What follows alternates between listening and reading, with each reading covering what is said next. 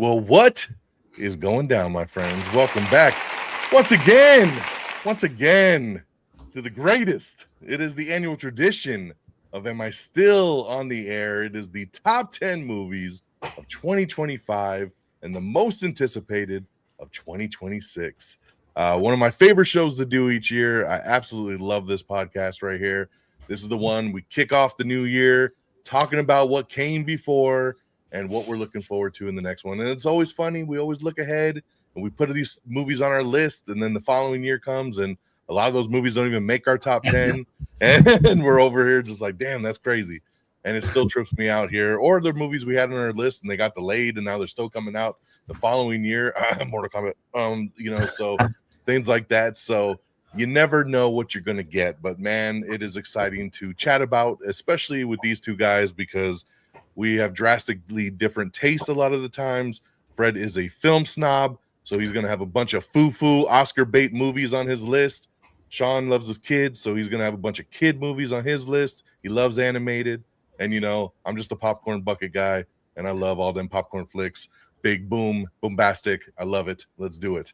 So it's always fun to see where these movies all stack and where they lie on everybody's list going forward. So as always, again, welcome to the show.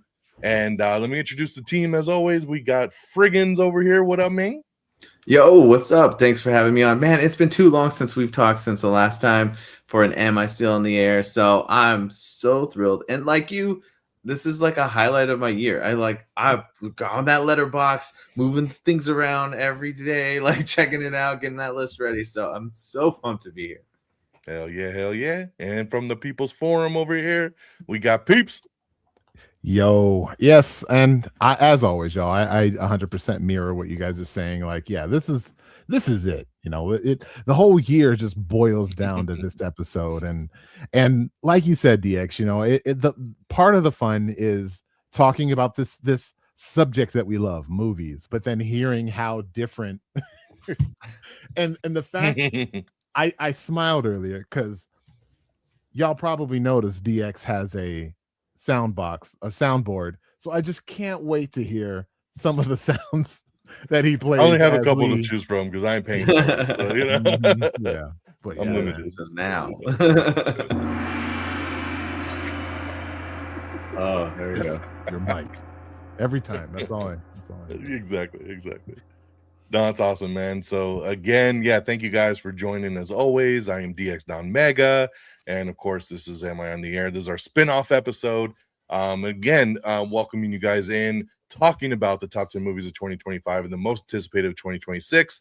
And as always, we will go through some honorable mentions, the movies that were really good but didn't quite get into that top realm, but they still left enough of an impact that we want to talk about it a little bit. So we'll run through some of those. Same thing for anticipated as we build to our actual top 10. So, man, always great to get into. And so where do we begin? Again, film is very subjective.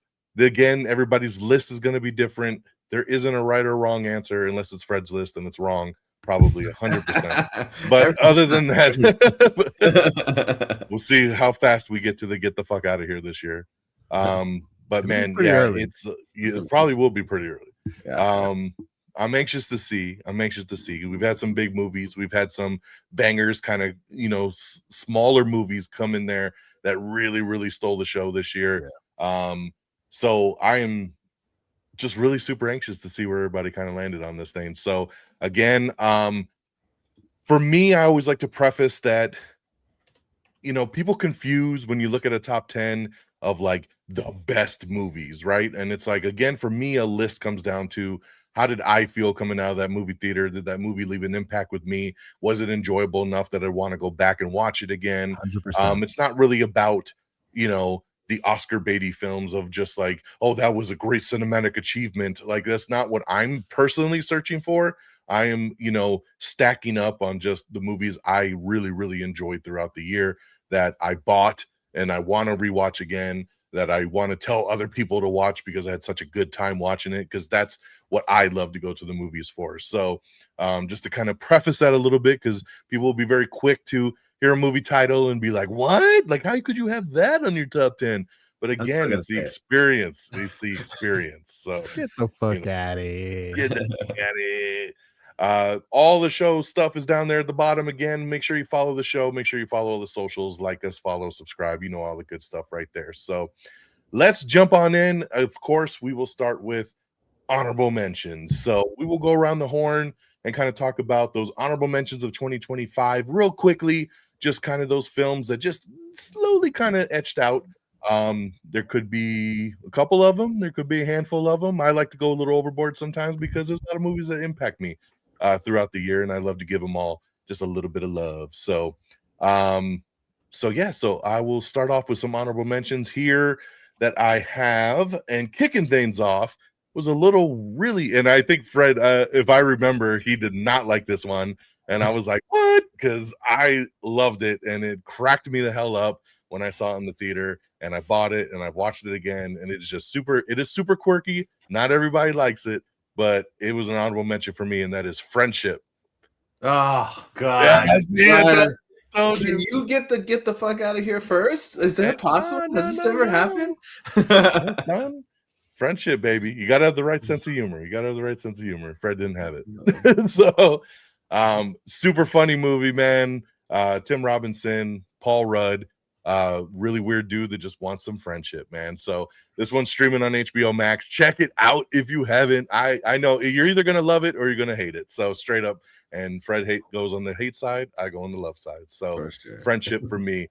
My next one up is a sequel to a movie that I didn't even ever think would get a sequel, and it was one of these movies that when the first one came out, I think it actually made my top 10 many years ago when the first one came out, and I was on the fence to see how the second one would go, and it was Another Simple Favor. I really, really like this sequel here with Blake Lively, oh shit, I'm spacing her name. Oh, she was Come in on, Pitch Fred, help me. Pitch Perfect. Yeah, Pitch Perfect. Anna Kendrick, right? Anna There Kendrick. we go. There it is. There we go. Anna Kendrick, Blake Lively. Great sequel, great follow-up to that first movie. Doesn't really rehash a lot of the same things. It takes it to a different situation, whole different story, and I thought it played out really, really well. So honorable mention there. My next one, and these are in no particular order. I just want to stress that again. This is just a handful of flips. My next one's actually still in the theater right now, and I was super, super surprised how much I like this one, and that was The Housemaid. The Housemaid is awesome. So based on a best-selling book, you got Sydney Sweeney, and man, this one is a lot of twists and turns. Amanda Seyfried is incredible in this movie. They're already greenlit a sequel, so we are moving forward with this universe. And I was shocked. I was really shocked that I was going to like this movie as much as I did. So The Housemaid's there. Next one up, I had a blast with, and that was Glenn Powell's The Running Man. I thought The Running Man was fantastic. Had a great, great time in the theater watching this one in IMAX. Great throwback action, old school movie. And yeah, really, really dug that one. Next up, I think Peeps might have this one later in the show, but I got Predator Badlands as one of the honorable mentions as well. Honorable mention. Really different take on Predator, where he's kind of the good guy, kind of the anti-hero, of course. But yeah, really, really dug this different take on Predator. Next one, I thought was going to bore the shit out of me and really, really ended up liking it, and that was The Long Walk. So this one here, of course, based on a Stephen King book, a movie that's like an hour 45 of literally just walking, but you're building these relationships with these guys and just watching them drop off body by body. And it's incredible. And you bond with these people in this time frame. And then when it gets to the end, you are emotionally invested, and it worked. So check out The Long Walk, which I think just started streaming on HBO Max as well. Next one up was a horror movie that I watched. I didn't get to catch in the theater, and I ended up watching it on streaming after the fact, and it blew me away. I was stuck to the screen, couldn't believe what I was watching, and that was Together. Really, really liked Together, man. This movie was awesome. Dave Franco, Alison Brie, super unique movie. You've never seen anything like this before, so check out Together. It just started streaming on Hulu pretty recently in the last couple weeks. Next up, if you want some LOLs, it was fun to go back to an old school spoof movie. I got The Naked Gun. Love The Naked Gun reboot here with Liam Neeson, of course, Pamela Anderson. super funny, had that old school feel, just really dumb, over the top comedy. And it was just refreshing because we haven't had a spoof movie like that in so long. So laughed my ass off. The Really enjoyed it. snowman scene. That's all Yes. I can. This is great. Snowman is so good. Snowman is so good. Next up, I'm kind of sad this didn't even make the top 10, but it was still pretty damn good, and that was Mission Impossible: The Final Reckoning. Love all the Mission Impossible movies, but this one here just ran a little bit too long, kind of sluggish at points. Great action. Obviously, the scenes that work really well, and that's why it's an honorable mention. But overall, couldn't quite crack it there. And we'll see if it ends up being the final Mission Impossible movie or not. And my last one here was a great return to form in horror as well, and almost hit the top 10. It was just barely there, and that was Final Destination: Bloodlines. Really, really dug this one. I love all the Final Destination movies, and it's been far too long since we've had one, and they went hard with this one, man. It came out the gate. It's a lot of people's favorite one out of the whole bunch, and the crazy kills, fun time being back into this world, and that's my last honorable mention there. So Friendship, another simple favor, The Housemaid, Running Man, Predator: Badlands, The Long Walk, Together, Naked Gun, Mission Impossible: Final Reckoning, and Final Destination: Bloodlines are my honorable mentions. So I'm gonna throw it to you, Peeps. What you got down the honorable mention road? Sweet. And this year has probably been my worst year in the world of watching movies. A lot of stuff has been going down in real life, but yeah, this year was pretty rough for me. I mean, I got a pretty good amount of movies, and I think I was getting a bit discouraged because there are a handful of movies that I was going out watching, and I'm just like, why am I here? I am not having a good time at all. Oh man, gosh, Honey Don't killed me. I don't think I saw another movie after Honey Don't. That was brutal. I agree. That was brutal. That was rough. So is it really that bad? Yeah, because that's all I've heard, and I have it on my queue to watch it. It's on Peacock, but I haven't pulled the trigger yet because everyone says how bad it is. It's not the worst as like Kinds and Kindness, but it's brutal though. Yeah, it's just like, what's the point? Like, what? Never mind. So not an honorable mention. Not an honorable mention. Just a dishonorable mention. And DX called it earlier. I think most of my even favorite movies, and it might make a top favorite, who knows? But you know, DX was saying, you know, this is our personal experience, how much fun we had in the theater, and you know, my kiddos, you know, they're getting older, they're getting towards that those teenage years, and man, I was trying to get them to see Karate Kid this year, and I couldn't quite get them to do it. So, but when we still have these moments where we go and we see, you know, whether if it's a kid movie or even, you know, some not kid movies, like the joy they have from it, like we just feed off each other. And Frigginz knows I'm a little loud in the theaters, and my kiddos, they kind of echo that energy too. So, but anywho, honorable mentions. This movie is a movie Frigginz kind of suggested to me, but F1. It's in my honorable mentions because I didn't know what the heck they're talking about in this movie. I don't know the rules of racing, so it's like, oh, he's going to do a 640. Yeah, that's a great move. I haven't seen this since back in the 1970s. I can't believe, what is he doing? Why is this good? Is this bad? Is he winning? Is he losing? Like, I couldn't tell what was happening because I know nothing about racing, but it was, I do like how it was put together. So honorable mention F1. I DX with Together, a movie I wasn't even really, I didn't even know I was going to watch it. I saw a trailer to it. I'm like, I feel like this movie is going to be like one of those figurative like metaphors, and it's not this literal thing that I'm watching on screen, but when it turns out pretty literal to be that literal thing, like, man, I enjoyed it a lot. There's a scene in there that literally made me, I think I needed to change my diaper after it. It was pretty freaky. Yeah. And going now, this is kind of going into the family stuff. The Demon Slayer Infinity Castle.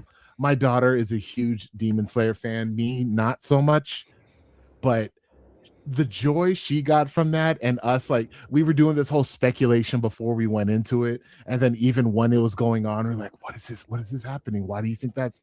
And then even afterwards, we still talk about, like, I can't believe this thing happened. Like, it was just a very fun moment. My son didn't go. It was just me and my daughter. He's like, "Can I skip?" You're good.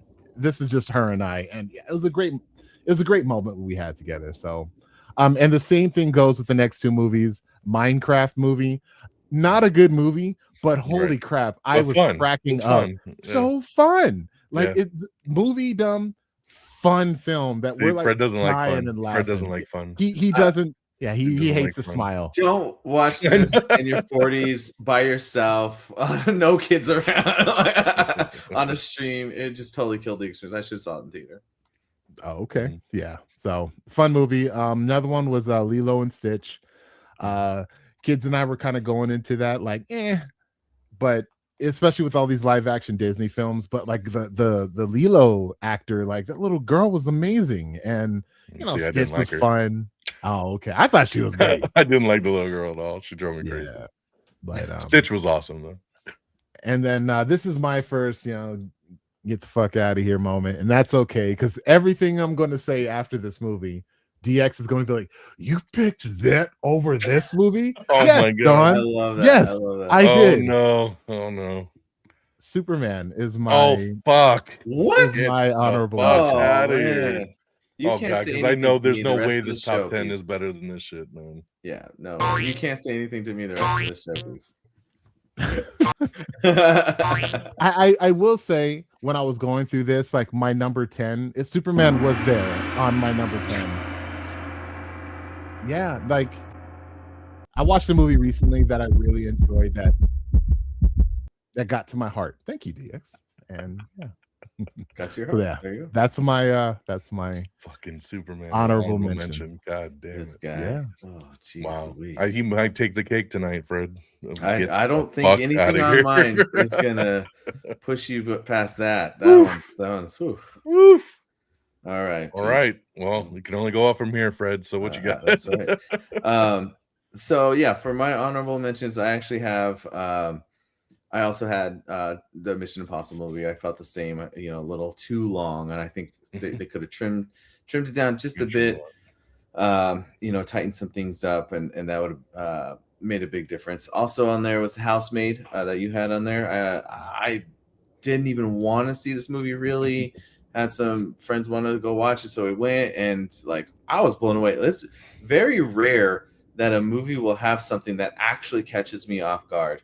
And there was something that happens in this movie that I was not I didn't see coming. So definitely off guard. Yeah, well, sometimes it's not good when it gets you off guard, and sometimes it's good. And this was an example of one that was good. So I would throw that one in there. You also have to see, if you'd like spy movies and like intrigue with like really cool like tension through dialogue. Black Bag, that was Michael Fassbender, I believe. Really good portrayal of a very interesting character. I like war movies. I'm a big fan of those, in particular like modern time wars. It's very fascinating. The movie Warfare came out, where they took, based on a true story of events that like occurred as told by the Navy SEALs that experienced it.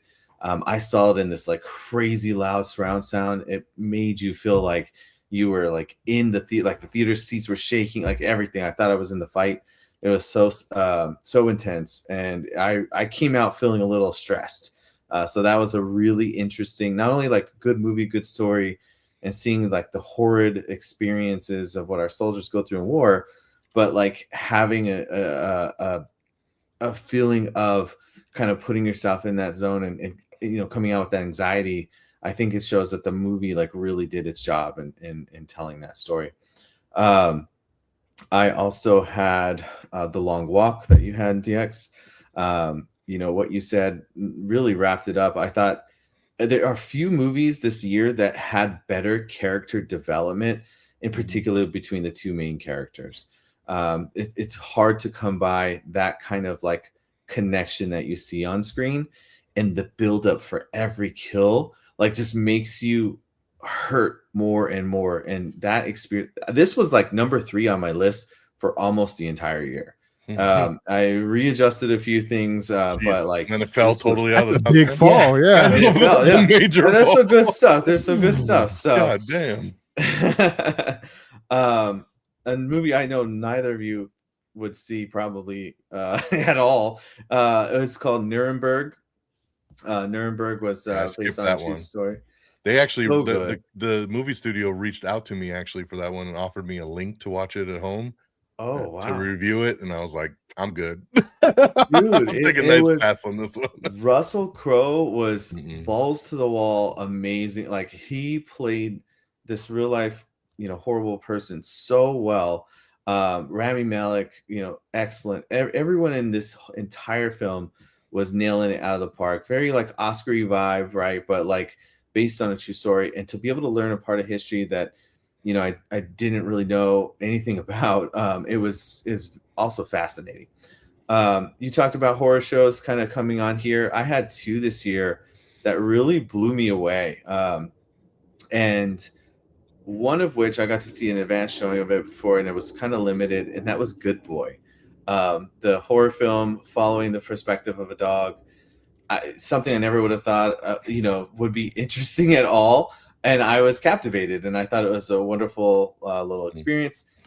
It was And the interesting, but Yeah, I mean that's why it's honorable mention. It's not I quite there know, on the but does it really get an honorable mention? To me, it did. I was love it. Like, look, aight. I love dogs. Yeah, but the movie Okay, and overall.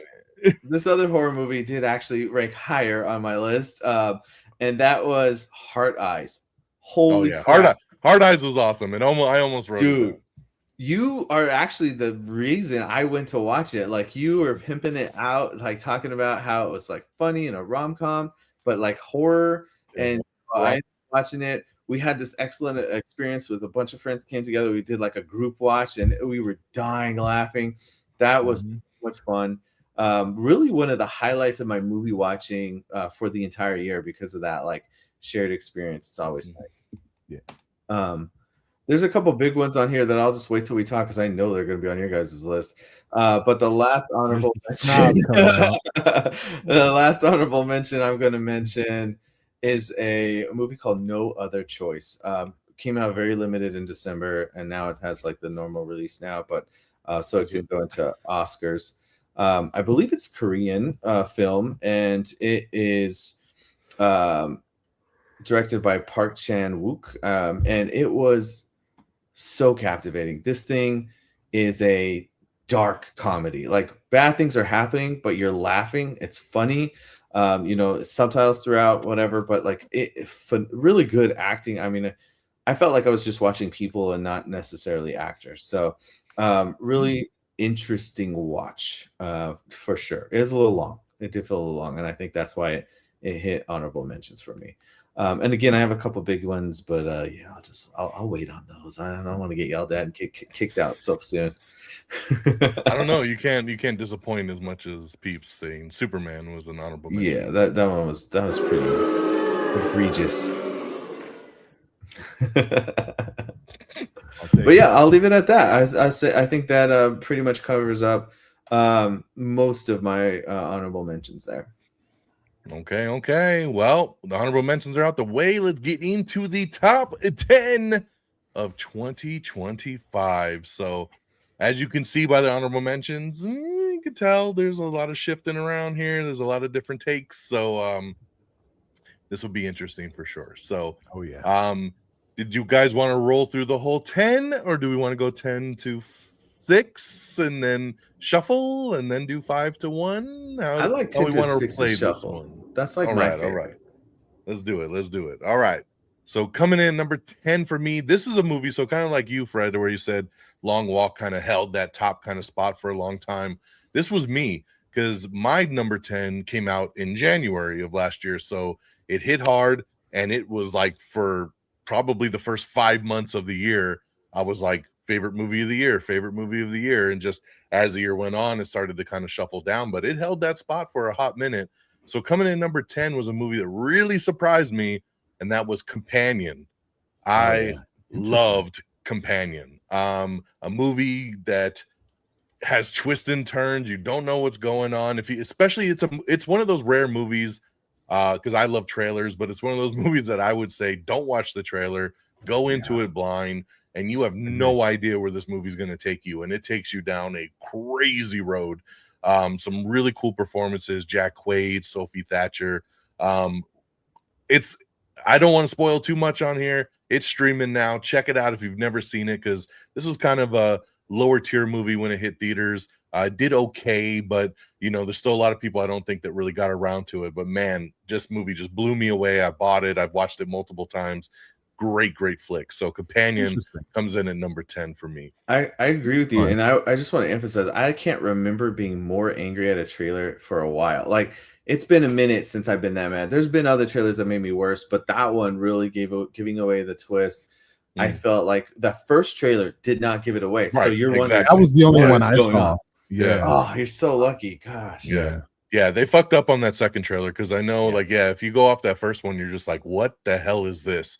And you really have no idea. And then, the second one kind of saying, like, when he told me about it, I remember you even saying, like, don't even look at the marquee if you're going to. I was like, because they did a poster with the eyes, and I was just like, just go in blind. Don't pay attention. Don't pay attention, because the twist is cool, man, if you really don't know what's coming. Coming in number 9 for me, one of my favorite genres is comedy, man. And lately, comedies in movie theaters just hasn't been hitting, and they've been really playing it safe, and just been kind of blah. And I was looking forward to this comedy because it had a great cast, and I was hoping it was going to pay off, and it did. I loved it, and it really sucks because nobody went and saw it, and it really bombed out really quick. But it's Good Fortune. I loved this movie, Good Fortune. Aziz Ansari, Keanu Reeves, Seth Rogen, Keanu's a fallen angel who switches the lives of Aziz and Seth Rogen. Seth is rich, Aziz is living in his car, and he switches their lives to kind of in a fairy tale way of like, hey, you never know, maybe your life isn't as what it's cracked up to be. And it is hilarious. This movie's so good. I've watched it multiple times. Same thing, bought it. I laugh my ass off at this. And I like this movie a lot too, because it doesn't play it the traditional way. It doesn't play it safe. Like, when you think it's going to go down that normal traditional way, it pivots. They play it true to life. And that's what I really, really dug out of this. And it was also the directorial debut of Aziz. And I thought he did a great job with it. He's super funny. Everyone's great together in this. Keanu's so funny in this movie. It works on every level. So Good Fortune comes in at number 9 for me. Number 8, it was on Peeps's honorable mentions, and that was F1. So F1 comes in at number 8. Brad Pitt, of course, racing movie. Like you, Peeps, I don't watch racing. I don't know nothing about it. But the way that I like to explain this movie is it was Top Gun in cars. And I enjoyed the shit out of it. They got in those cars, they raced them, and it was intense, and it was fun, and it was directed by the same guy who did Top Gun. Yeah, he was Maverick, man. He's the old school guy coming in to take down the new school guy, So it's exactly the same kind of thing, same director. And this was like a true traditional summer blockbuster kind of movie. Like, it's what these kind of movies are made for. That popcorn action kind of, Jerry Bruckheimer produced kind of movie that just did its thing. So F1 comes in number 8. Number 7 is a movie that I was super intrigued about based on the trailers, was hoping it would pay off, and it did. It did in spades. I actually saw this movie 2 times in the theater, bought it when it came out, and it locked me in, man. Not Megan 2.0. That did not make the list, unfortunately. That would be on the dishonorable mentions list. But this one here is Weapons. Absolutely loved Weapons. So good, man. Like, just this plain story about these kids that just run out in the middle of the night, and you're like, what the hell happened here? And watching it unfold was thrilling. And it was a movie that after I watched it the first time, I was like, okay, once you know the twist, is it going to really hold up? And when I saw it the second time in the theater, I loved it even more. Like, it does withhold. The twist is really cool. What I really dug about this movie, and I didn't know if I would or not, because when I saw it the first time, I didn't know they were going to do this, and that was how it's told in the multiple perspectives by the different people in the movie. So when it did that the first time I was watching, I was like, oh God, I don't know if I'm going to like this. And I ended up loving that, because it's always fun when you see the different perspectives and then you see it all bleed together, and you see how everything kind of came together and how one scene went to the other from the different perspectives. And it worked, man. It worked so much. Zach Cregger's killed it directing this thing. It's creepy. It's got some straight scares. And it's just thrilling overall and great performances. So Weapons is number 7.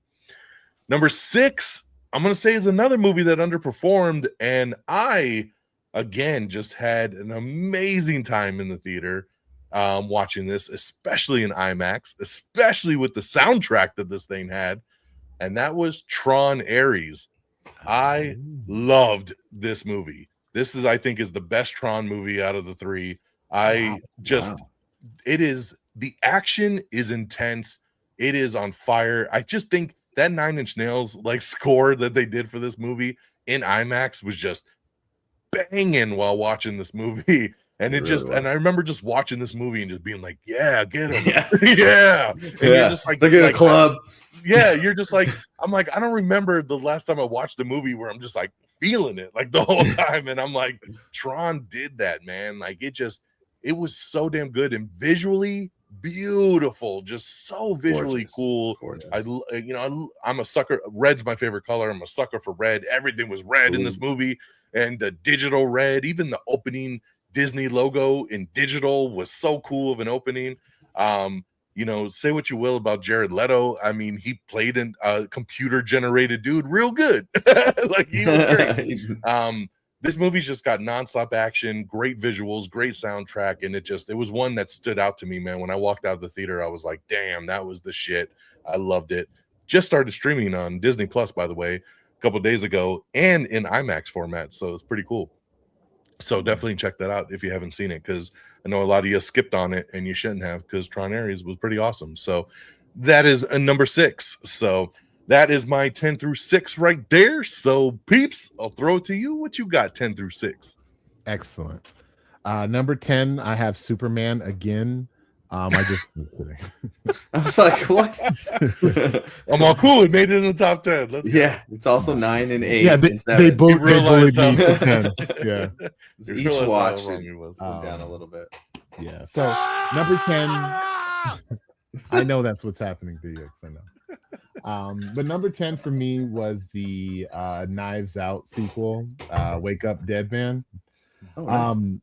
It was interesting to me because kind of like what DX was saying about Good Fortune and like having like an expectation of how it's going to play out. I mean, we have 2 other films that, like, okay, here we come, and then Benoit is going to show up and then do the big reveal. They really changed the way that this movie, the format of this movie, and I actually appreciated that. It makes me look forward to like whatever else they end up coming up with. Like, there's no set formula to it. Like there is, but there really isn't. I really liked this one in terms of just like the way that it was shot, the way that they kind of like, I actually started thinking about like, are there like super natural elements that are happening here? But like, when everything kind of went down, I don't know, man, I had such a blast with this movie. I really did. And gosh, like the first one, Knives Out, like I just love that movie so much. And I really like the Benoit character, and I really look forward to these when they come out. Even Glass Onion, yeah, which I would probably say like I think I like this one more than Glass Onion. Me too. Me too. I really like Glass Onion. This is the worst one. Okay, 1, 3, 2. 1, 3, 2. I'm with you. I like all 3, but 2, 1, 3. Wow. Or 1, 2. Or I could even go 1, 2, 3, but I really like the Glass Onion. Like I think the cast is just better. I like the setting. There was awesome. I think what fucked me up on the new one is just that church setting for the whole movie. Like it was just very blah. Like and I think like that second one being like on an island in a mansion, and it just had so much more going for it. That's why it stands out more to me. I think just the setting kind of got to me after a while in the third one. And not just that, but I think the characters in the second one, like Catherine Hahn and Batista's characters, and mixed with like Edward Norton, like like they're just it's definitely a bubblier movie. This one was very dark. Very dark. Yeah. But that's what I liked about it. Like it was really talking about like in the face of all this like darkness, like he still like remained positive, and that's why he was there in the first place, because he's such a good person, and he just wants to make up for what he did wrong, and he's just trying to be good, and in this world of darkness. I don't know. Anywho, number 9. Number 9 is a movie that I will say I really enjoyed, but kind of disappointed on what it could have been. And as much as most of you guys that are listening to us know how much we're, MCU fans, Fantastic Four just kind of hit. It didn't hit as hard as I wanted it to. So that's going to be my number 9. Still really enjoyed it. Enjoyed it more than Superman, but yeah, so there's some things that are coming up in the MCU that I was kind of hoping they would throw into this movie that they didn't. But all in all, it was it made my top 10. So I think that says something. So, I will say Fantastic Four had this. There's this thing called Screen X where I live, and they put it's like the screen goes up down the side of the walls. And so it cuts off when certain scenes when it's just like people in a room. But when the Silver Surfer in space, I saw it in Screen X, and you can see like the surfer coming from behind you down the side of the wall and then into the screen, and like space just circling you. And that for me made the Fantastic Four experience a lot better when I saw it. And I watched it the second time in that format, but it was really, really cool in that format. So I don't have that looks cool in my house. Have you ever seen anything like that, DX? Like do they have that? I haven't seen screen. We don't, unfortunately. No, I wish. I want to see one of those movies so bad. Yeah, it's really cool.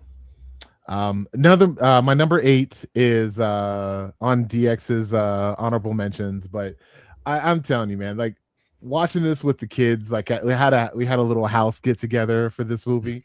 It was such a blast. We were just dying throughout the whole freaking film, and the snowman just made me absolutely happy, and that is the Naked Gun.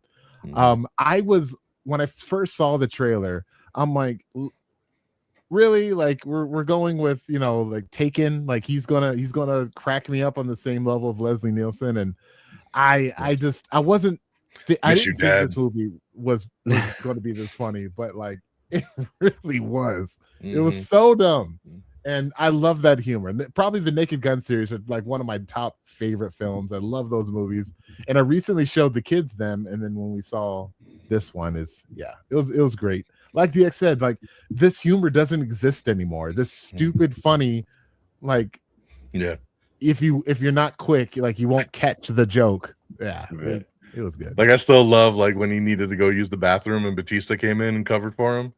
Like at the end of the movie, like he thought like I gotta use the restroom, and they just like swapped, and he's like, it's so stupid. It is, but it's so funny. It's great. I like when he takes a bite out of the gun. It's so stupid. Just handing him coffees the whole movie. Like, just everywhere. They just kept it going. Gosh, so good, man. Yeah. Man. So I struggled with my next ratings of the 3. So feel free to yell at me as much as you guys want. But we already are. Avatar 3 is my number 7. Yeah. I thought this movie was fantastic. I gave it 5 stars. It is a cinematic spectacle. But there are just things about it. And I've even seen people on the internet that obviously I'm taking it personal because they say things like, if you thought Avatar 3 was like Avatar 2, then you're missing the point and you suck and you're the problem. I'm like, okay, I guess I'm the problem because I feel like it was just Avatar 2. And I don't know. It didn't land where I would have liked it, and that's my own personal fault. That's my own personal issue. I did the same thing with the Matrix. I wanted Matrix 3 to go to this weird area where Morpheus was actually the one or something like that, and it didn't. And then it's like, I don't know about this movie, but like that's my own fault. So but yeah, Avatar Fire and Ash. So many good things about that film, but there are a lot of things I did not like. And my number 6 was DX's number 7, and that is Weapons. Had a great time. It was one of those films, like you said, DX. I'm like, even watching it, I'm like halfway through it, and I'm like, a little frustrating. So I'm like, where are we going with this? What are we Right. doing? Like we keep, Exactly. but like once everything comes together, it really comes together. And that's what I have to tell people about this movie is like, there might be points in the film where you're like, what are we doing? Where we're going to get there? But I Yeah. promise you're going to get there. Like people want so much instant gratification with their, YouTube shorts and all that. It's like, it's a film. Like watch it. It's going to Yeah. take you there. It's my a mom, slow burn, but it's a fun slow burn. Yeah. My mom's there asking questions like, watch the movie. So, but I will say there are bits and pieces of it that's a little frustrating because those questions have been asked to the director. Hey, why did this thing happen? Why is there why did he envision a gun floating above the house? And the director's answers are like, I don't know. Why do you think there's a gun floating above the house? Honestly, I don't even really know why that happened. You have to interpret that. Shut up. Yeah. Like why make a movie and not have any intentions? Like you could say something like there is an intention, but I want people to, get something, whatever they want to get out of it or something like that. Don't tell me you don't know, sir. You put it in there. Anyway. You totally make a lot of. There's a movie on Netflix. I can't remember the name of it that came out, and it's basically about like if a nuclear bomb is on its way to hit the U.S. and it's just the people interacting, trying to figure out what to do, and the way it ends, I was like, you gotta be. That's the end of the movie, and the director did kind of the same thing where it's like, I want you to figure out X, Y, Z, and I'm just sitting here like, you gotta be. Oh, you're talking about that House of Dynamite or whatever, like the Catherine Bigelow one. Yeah, that's exactly. Yeah, it's for you to determine. Yeah, I'm like, just like this isn't a choose your own adventure. Like, that's not why I'm watching this movie. I want a fucking ending. Yeah. So I feel you. I mean, sometimes it is okay, in my opinion, to have like an ambiguous ending. Let's argue about Inception all day, but I don't know. I haven't seen what you're talking about, so I don't. Oh, okay. Yeah. They close out the story, and then the ambiguousness is like, wait a second, like you at least got an ending, right? Like, yeah. Okay. And that's my 10 through 6. There's this 10 through 6. We got it. All right. Frigginz. Let's see what kind of snobby ass films we got on here, baby. Oh, there's a French film called Indouble. I got my Korean one in, all right. It's subtitles and everything, but it worked on all levels. The first two, 10 and 9, are snobby Oscar movies. So you got me there. I just wanted to mention that some of remember when I said like honorable mentions were going to be listed? You hit on Fantastic Four and Avatar and Tron were all in my honorable mentions categories. Damn, Avatar was on honorable? Yeah, just missed it. It was close, but I just wanted to say a couple things like thank you. I wanted to reference because when you were talking about it, it's like, again, the theater experience and these new formats that are out there can have such a huge impact on the way you watch a film, right? So I go into Tron. I had never seen the new D-Box. The last D-Box I didn't like. It was like just shaking all the time, and it didn't seem like intentional. And I didn't realize like what D-Box really was. And so I'm like laying in the chair, and then all of a sudden in Tron, like this camera turns and I'm turning, and I'm like, what is happening? This is so cool. And it's such an awesome experience. Then I watched it in 3D. That was really awesome. So when Avatar came out, I watched it in D-Box 3D. So I had the 3D and the moving flying chairs. It was so cool. And it definitely should be in your top 10, motherfucker. It really, that's a hell of an experience right there. They were tough battles. They were great experiences. But ultimately, I had to go down to one thing that will win me over a lot is feeling and things that give me the feels. Especially, sometimes if a movie makes me cry, like that's gonna get me. And there was this little movie called The Ballad of Wallace Island. This film, heard of it. It's the simplest. It's the simplest story. It's just this rich dude has these favorite singers that have like broken up, and they're like old in their career, and he wants them to come and perform for him. So he has them come down to his island, and it's really just like these three. There's a couple extra people, but really it's just these three people interacting, and it's just human interaction, and it's emotion and it's like just seeing raw acting, and it's phenomenal. The Ballad of what? It's called The Ballad of Wallace Island. Okay. And it's funny. Like there's a lot of really good funny moments in this film. And so that's what you can get with some of these Oscar snobby stuff. So that is my number 10. My number 9, again, in a movie in that kind of similar category, is called Rental Family. Brendan Fraser is tearing it up right now. This dude is doing some really good stuff. I can't wait for him to be in for The Mummy. But he plays this guy that lives in Japan, and he finds out about this company that like you can hire people to do weird things. You can hire a person to go apologize for on your behalf. You can hire somebody to go pretend to be the lady you cheated on your spouse with, like that, like these just weird oddball things. Or like a guy wants to experience what it's like to be in to have his funeral, to see what people would say about him and stuff. And so you can have these actors reenact these things, and then you find out that the main character has like all these like things in the background and this connection to these new people that would come in, and it's just this heartwarming story, like about friendships and respect and like kind of even some father-daughter stuff. I heard you got to get ready to cry when you watch this movie. I haven't seen it, but it's tears. It is. But like it's on another level. And it's really, really good.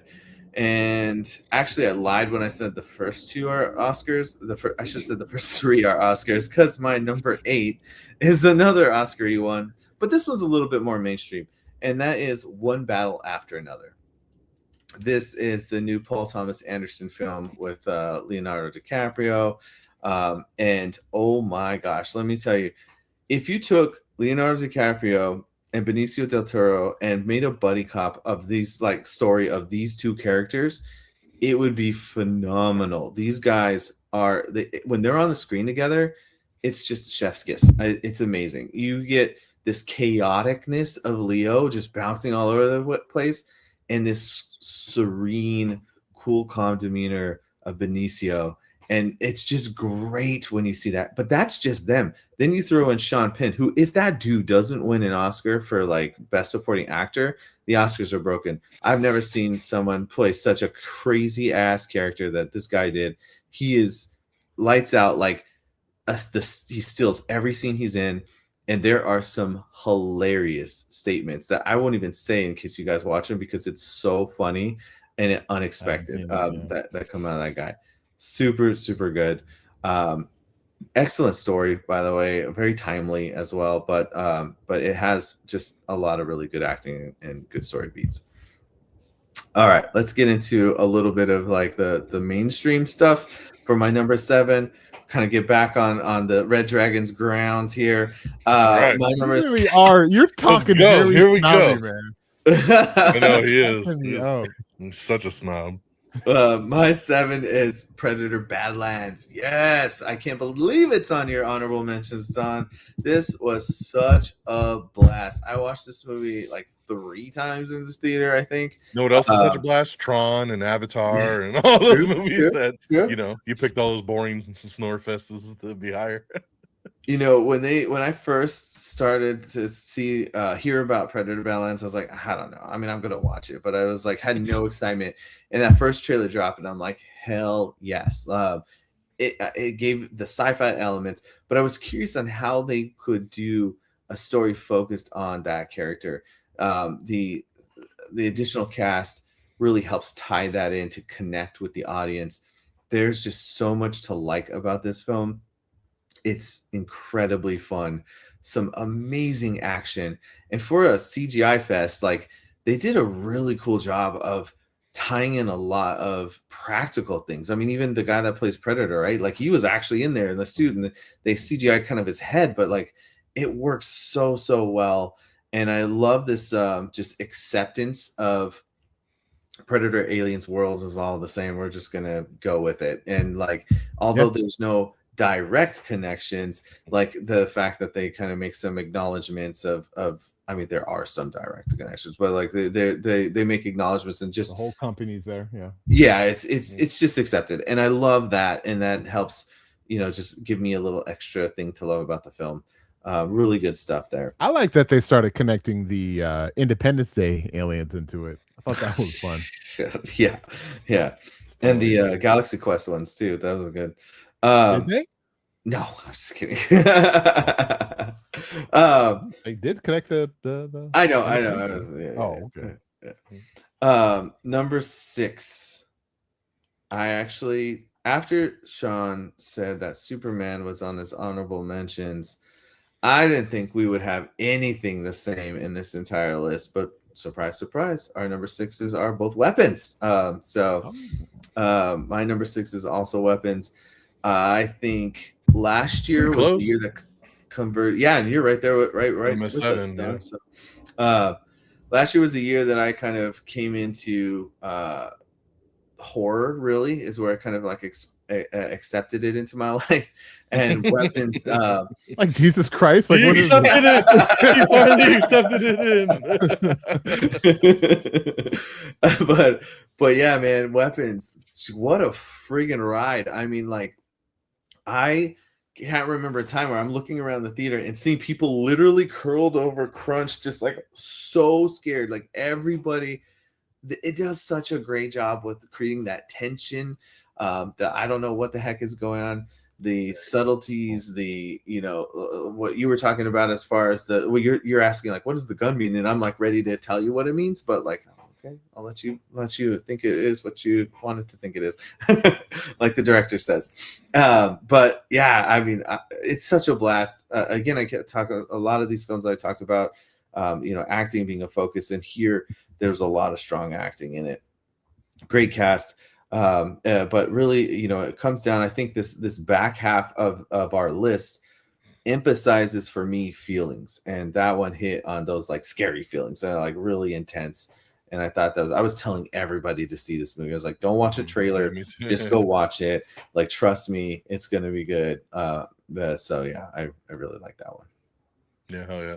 Now, same here. When I saw it the second time, I took my wife, and she was kind of on the fence, like, I don't know. And I was like, just trust me. Like, let's go. You're gonna like it. And she was like, yeah, that was really good. I'm glad I came. So it was good stuff. All right. So that is 10 through 6 for everybody. We'll circle back around now for our top 5 of 2025 now. So coming in number 5 for me, Peeps already brought it up on his list a little bit earlier. Typically the Marvel films, they go a little bit higher, right? But I agree with you, Peeps. It was great, but when the grand scheme of things, like, it just didn't quite hit where I wanted it to, but still a great movie, and that was Fantastic Four. So Fantastic Four comes in number 5 for me. Great to finally have this crew in the MCU. Looking really forward to seeing what they do in Avengers Doomsday. Just to see them kind of move on and interact with some of our other heroes. This one here not being an origin story and kind of just coming in later, and then she's pregnant, and it's like I felt like there was a lot of missed opportunity to really see them do their thing. They're kind of pigeonholed, right? But there's a lot of cool moments with Galactus. Like Fred said, that whole space scene is visually just stunning. The wormhole and just all of that was great. Great humor. I mean, I like the casting. Just it had everything there. Same thing. It's a 5-star movie for me. But at the end of the day, like, it only hit number 5, and it's kind of a little unfortunate, but but still good enough to crack the top 5. So, hopefully on their next go around, we'll get something really, really cool. So coming in number 4 for me is a movie that, just from an action standpoint, because I'm an action junkie, I love action, and this movie just whooped some serious ass. And again, unfortunately, for some odd reason, nobody went to really support it, and it kind of came and went really quick. And that's Ballerina, from the world of John Wick. I loved Ballerina, man. Like, you got, Keanu Reeves coming back, doing an actual decent little amount of action in this thing, continuing the story in between John Wick 3 and 4, but then focusing on Ana de Armas's character.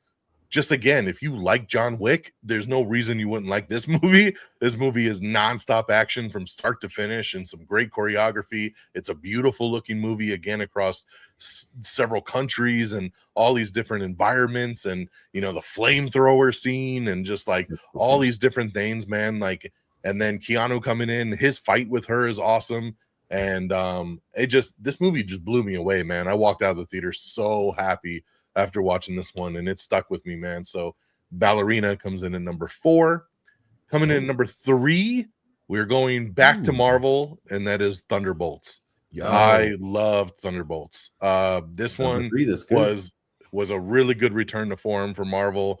We joked before this movie came out, it's kind of Marvel trying to do a Suicide Squad kind of thing. Yeah. Just throwing their B, C level characters kind of together, and like, what are we, some kind of Thunderbolts? I don't know. And then, but for whatever reason, everything clicked in this movie. It is emotional. Like, it's heartwarming. This movie makes me cry every fucking time. She's like, I'm so alone. And I'm like, oh God, don't be alone. Not again. Her talking to David Harbour, and just their back and forth. And you're just like, she's lost everything. Nothing makes her feel anymore. She doesn't want to be the villain anymore. She wants to be a hero, and then all the characters play so well together in this thing, man. And then having the big twist at the end that they're the new Avengers, and how that's going to bleed into Doomsday. And now you're going to have 2 different Avengers teams together, and who's the real one? They're the fake one. Like, they're the fake ones. But yeah, they're the fake ones. But but it's just crazy. Like, it was, because we always wondered what that little asterisk was there at the end, and it was the new Avengers. This movie just has everything. I saw this one in the theater like 4 times. Like, I love this one. Bought it right when it came out. It's one of my daughter's favorite MCU films. My wife loved this one. That's why I think we saw it so many times, because nothing else was coming out, and we're like, you want to go see Thunderbolts again? Let's go. That's awesome. And that's like the true sign of, like, these movies that when you're like, when I think of like a top 10 stuff like that, like that's what stands out to kind of land is, that, again, that replay value, and just the movies that stuck with you. And you have the mental health things in here with Bob, and just all the different stuff, man. It just hits on so many levels. So Thunderbolts for me, number 3. Number 2, Avatar: Fire and Ash. That is where Avatar lands for me. I love the Avatar franchise. Love all 3 of these movies. Kind of like Peeps said, though, like there's just something about this one a little bit that, like, it's still a 5-star. I still loved it, but like I think this was my most anticipated number 1 from last year. You could fact check that, Peeps. I'm pretty sure this was my number 1 most anticipated of 2025. Either, or it was number 1 or 2. And because 2. because I just love this franchise so much. I saw Way of Water like 4 or 5 times in the theater. Like, I loved it 3 times. Yeah, it was so good. And again, like, it was the same kind of thing you said, Peeps, with your daughter and the anime. Like, when I took my daughter to see Way of Water, like, she was just like, what? Like, just blown away. That's and cool. Just so locked into that world. And then they had re-released the first movie in theaters again, and we went and saw that, and then that was awesome experience again too. This one here, it's like, I loved it, and then at the same time, I'm like, I haven't gone back to see it a second time. Like, I'm kind of on the fence. Like, I kind of want to do it, but then also that runtime kind of bugs me. Of like 315, 320. Like, I Way of Water is like 310, and I never felt the runtime in Way of Water, but I did in Fire and Ash. Like, I remember looking at my watch a couple times, like, how much longer is this one going to go? And that kind of tripped me out, because, like I said, the other 2 were 3-hour movies, and I'd never once like even batted an eye at it. And this one, I really, really felt the runtime on. But I still loved it. I mean, it's number 2. It's not to knock it. It's just saying that, like, there's just something about it that kind of held it back a little bit from being that number 1 film. So so Avatar: Fire and Ash lands at number 2. And of course, the number 1 film of the year is Superman. Come on, man. That's why it bugs me that this dude had it on number 11, like an honorable mention. It was Superman. Now, Obviously, again, full disclosure, Superman is my guy. That is my favorite Yep. superhero. I love Superman. It was going to be hard to not like this movie unless they completely shit the bed. But you know, James Gunn coming in, launching this new DC universe. We got like that more kind of comic book kind of world, you know, different from the way that the DCEU was set up, where it was darker and more grounded. This was light and bright, and we were embracing Green Lanterns and Hawk Girls and all these different things. Love the casting. I'm a Henry Cavill guy, but then David Cornsweet came in and just kind of killed it, crushed it, and I was like, okay, I can open my heart to this dude. You know, I thought the casting was top notch. Like Rachel Brosnahan as Lois is perfection. He was great. Lex with Nicholas Hoult, awesome. Just love seeing this universe blossom from James Gunn across the other medians, and I'm glad he's already working on the second movie quickly, because we know I want to wait 10 years to see a sequel to this thing. Yeah. It's fun. It's you know, it's witty. It's got great action. There's still some things that I would change about it, but at the end of the day, this is another one that I saw like 3 times in the theater, bought it, watched it at home, loved it, really fun time. So Superman is the #1 film of 2025. So that's what I got there. So Peeps, I hand it to you, man. 5 through 1. What we got? Okay, here we go. Number 5 is a film that didn't make anyone's honorable mentions. It's not going to be on anyone's list, but it is my number 5 because the Beavers movie was last year, Peeps. Okay, they can't say that one again. Can't keep doing it. I was going to do it again. But no, I had so much fun with this film, like so much fun. Every time I think about it, it's a great movie, and that's The Monkey. The Monkey, I did like The Monkey. It was an 80s film, but like presented today, like there are story beats that just don't make sense and that are kind of stupid, but there are so many like intense kills. Like this is like a what were you just talking about earlier, a Final Destination kind of film where like these like crazy kills. And I love movies with like a good amount of gore and like practical effects. And you know, Tatiana Maslany is in this movie, and I've been in love with her ever since She-Hulk, and I'm like, oh, I can't wait to see what she does in this. Holy shit. Oh, that sucks. But you need to go see Primate in that thought. You're gonna like you're gonna love that one. I know, and that was a 2025 film, wasn't? No, it comes out today. Okay. It just came out today, but I saw it several days ago, and it's fantastic. I'm looking forward to it. And it's got those practical, like good old school horror effects. So I'm excited. It's really good. Yeah, I can't. I'm gonna tell my kids like, hey, let's go, and they're like, no, we'll watch Anaconda, but we're not watching that one. But yeah, man, I had such a blast with this movie. So Monkey is my number 5. Number 4, family friendly movie that I was cracking up at, and I was actually looking forward to this movie, and it was much better than I was anticipating that it would be. And again, me and the kids and we were quoting this movie for a minute after it had came out, but Zootopia 2. It's great. We had such a good time with this movie, and I just love Zootopia because they're these anthropomorphic, like intelligent animals, but they're just these stupid moments where they just turn into like just their animal forms, and it's just like just dumb humor. So I like it. Zootopia 2 is my number 4. Had an amazing time with it. And there's a post-credit scene in that movie too, if you guys didn't know. I missed it. Dang it. Seriously? It's like I didn't say. It's leading into Zootopia 3 potentially. Like right into that. So yeah. Okay. And number 3 is DX's number. Oh, DX didn't even have this on it. It was Frigginz. Fred, you had your number 7, but that's Predator Badlands. I saw this movie like 3 times in the theaters, maybe 2 or 3. I'm just a sucker for a handful of characters, for Godzilla, for Predator, for like aliens, and like Transformers. Like I'm an immediate sucker for that stuff. But this was so Predator, and like you were saying, Frigginz, like to make him, a quote unquote good guy, but not really.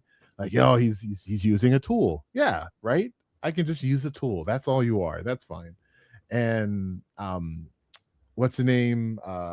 What's the name? Sister Dakota Ellie Fanning. Is that her name? Yeah, Elle Fanning.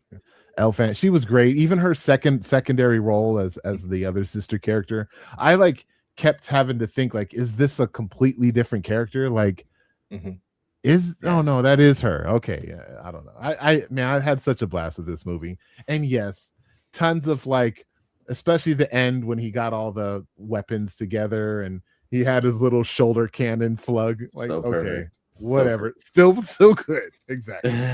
Too good but great. So I appreciated it. Yeah, It's my mother. Oh my god. Yeah. Oh no. Yeah. That's an 80s ending for you. Right. And not even like, and they don't even have to do anything else. They could just leave it at that. I'll be happy. But yeah, man, such a blast. Took my son to see it, and he wasn't as excited, but he was still pretty excited, like watching it. I think if they had more blood in there, he would have. So yeah. Number 2, DX. This was your number 3, and that is the Thunderbolts. You said it. Everything you said about this film, like I mirror 100%. There's really not much I can add to it, but like there were even moments towards the end, and I try not to spoil too much for those that haven't seen it. This almost year, probably a long old movie, but it came out in May. There's a moment where they were going into someone's mind and going into a crazy person's mind, and things are happening on screen, and somebody told me they were actually having like an anxiety attack, or they're feeling like their own personal anxiety as they're seeing this person stuff happening. And like it's just like, that's how Frigginz was saying about movies making you feel stuff. Like this movie gave me the feels, and on many levels, just laughing and really feeling these characters and introducing us to some new characters and bringing back some old characters that, gosh, I didn't know I loved Ghost as much as I did in this movie, but like I need more Ghost. Like she was incredible. R.I.P. one character in this that I kind of wanted more from, but you know, it is what it is for that. But like so good. Freaking agent, what is it? The Patriot or the U.S. agent? Yeah, U.S. agent. Like, yeah. Gosh, John Walker is so great, and yeah, everything about this movie, like MCU all the way. Yeah, just love it. And my number 1 movie, and I knew DX that it wasn't going to hit your anything. You know, we've talked about it a lot. And I know Frigginz. Frigginz. I think this might make. I was like, what am I missing? 5. You know, we'll see. Know yet. But that is Sinners. Oh, okay, yeah. Yeah, Sinners. I watched that movie, I don't know, probably 5 times, maybe 6 times in the theaters. I just had such a blast. It's like, you know, brothers, come, let's watch it. Mom, let's go see it. Yeah, anyone, hey, homeless person, you want $1? I'll give you $1, but you have to watch this movie with me. Let's go. And so there is a movie I would say, and Frigginz, you saw it before I did, and you told me, don't watch anything, don't watch the trailer, don't watch anything on this movie, just go see it. I'm like, well, I've literally been avoiding and la trailers when it came out to the theaters, because I saw there was a mystical, scary element to it, but I didn't want to know quite what it was. It was very ambiguous, the first teaser that I saw of it, but seeing what it was after watching it, I loved it. And DX was talking about the music with Tron. Tron is one of those movies I haven't seen. I'm pretty sure that would have been on my list, because like just that once I heard that song, I was at the gym and that song came on. I'm like, what a song for the gym. Like, yeah, it was the song that came out in the trailer. I don't know what it's called, but it was give me something to believe in. Yeah, it was dope. That sounds so good. So I'm definitely going to be watching that movie, and with headphones for sure. But yeah, man, Sinners. Like I knew very early this was going to be my number 1 film of the year. I was just kind of waiting. Is anything going to knock this? Like, we still got Avatar coming. You know, we still got.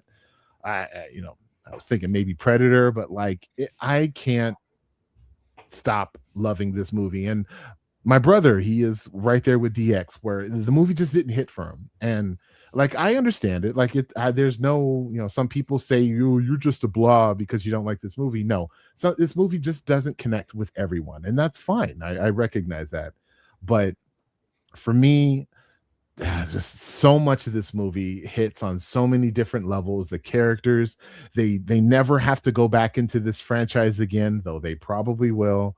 Like, I love everything about this movie. So number one movie for me is Sinners for sure. Whoop. Right on, All man. right, Frigginz, bring it home. Good What we got in stuff. these 5? Good stuff. All right, so DX, you mentioned one other honorable mention in your top 5, and I just wanted to know Ballerina. I loved John Wick 1 so much. And this is your number 5? No, this is an honorable. I was just noting that. Oh, we're going back to honorable. I thought it was going to be up there, but I just wanted to mention, unfortunately, there was just something about it that just didn't quite hit right. I did like it. I did enjoy it, but not as much as you don't.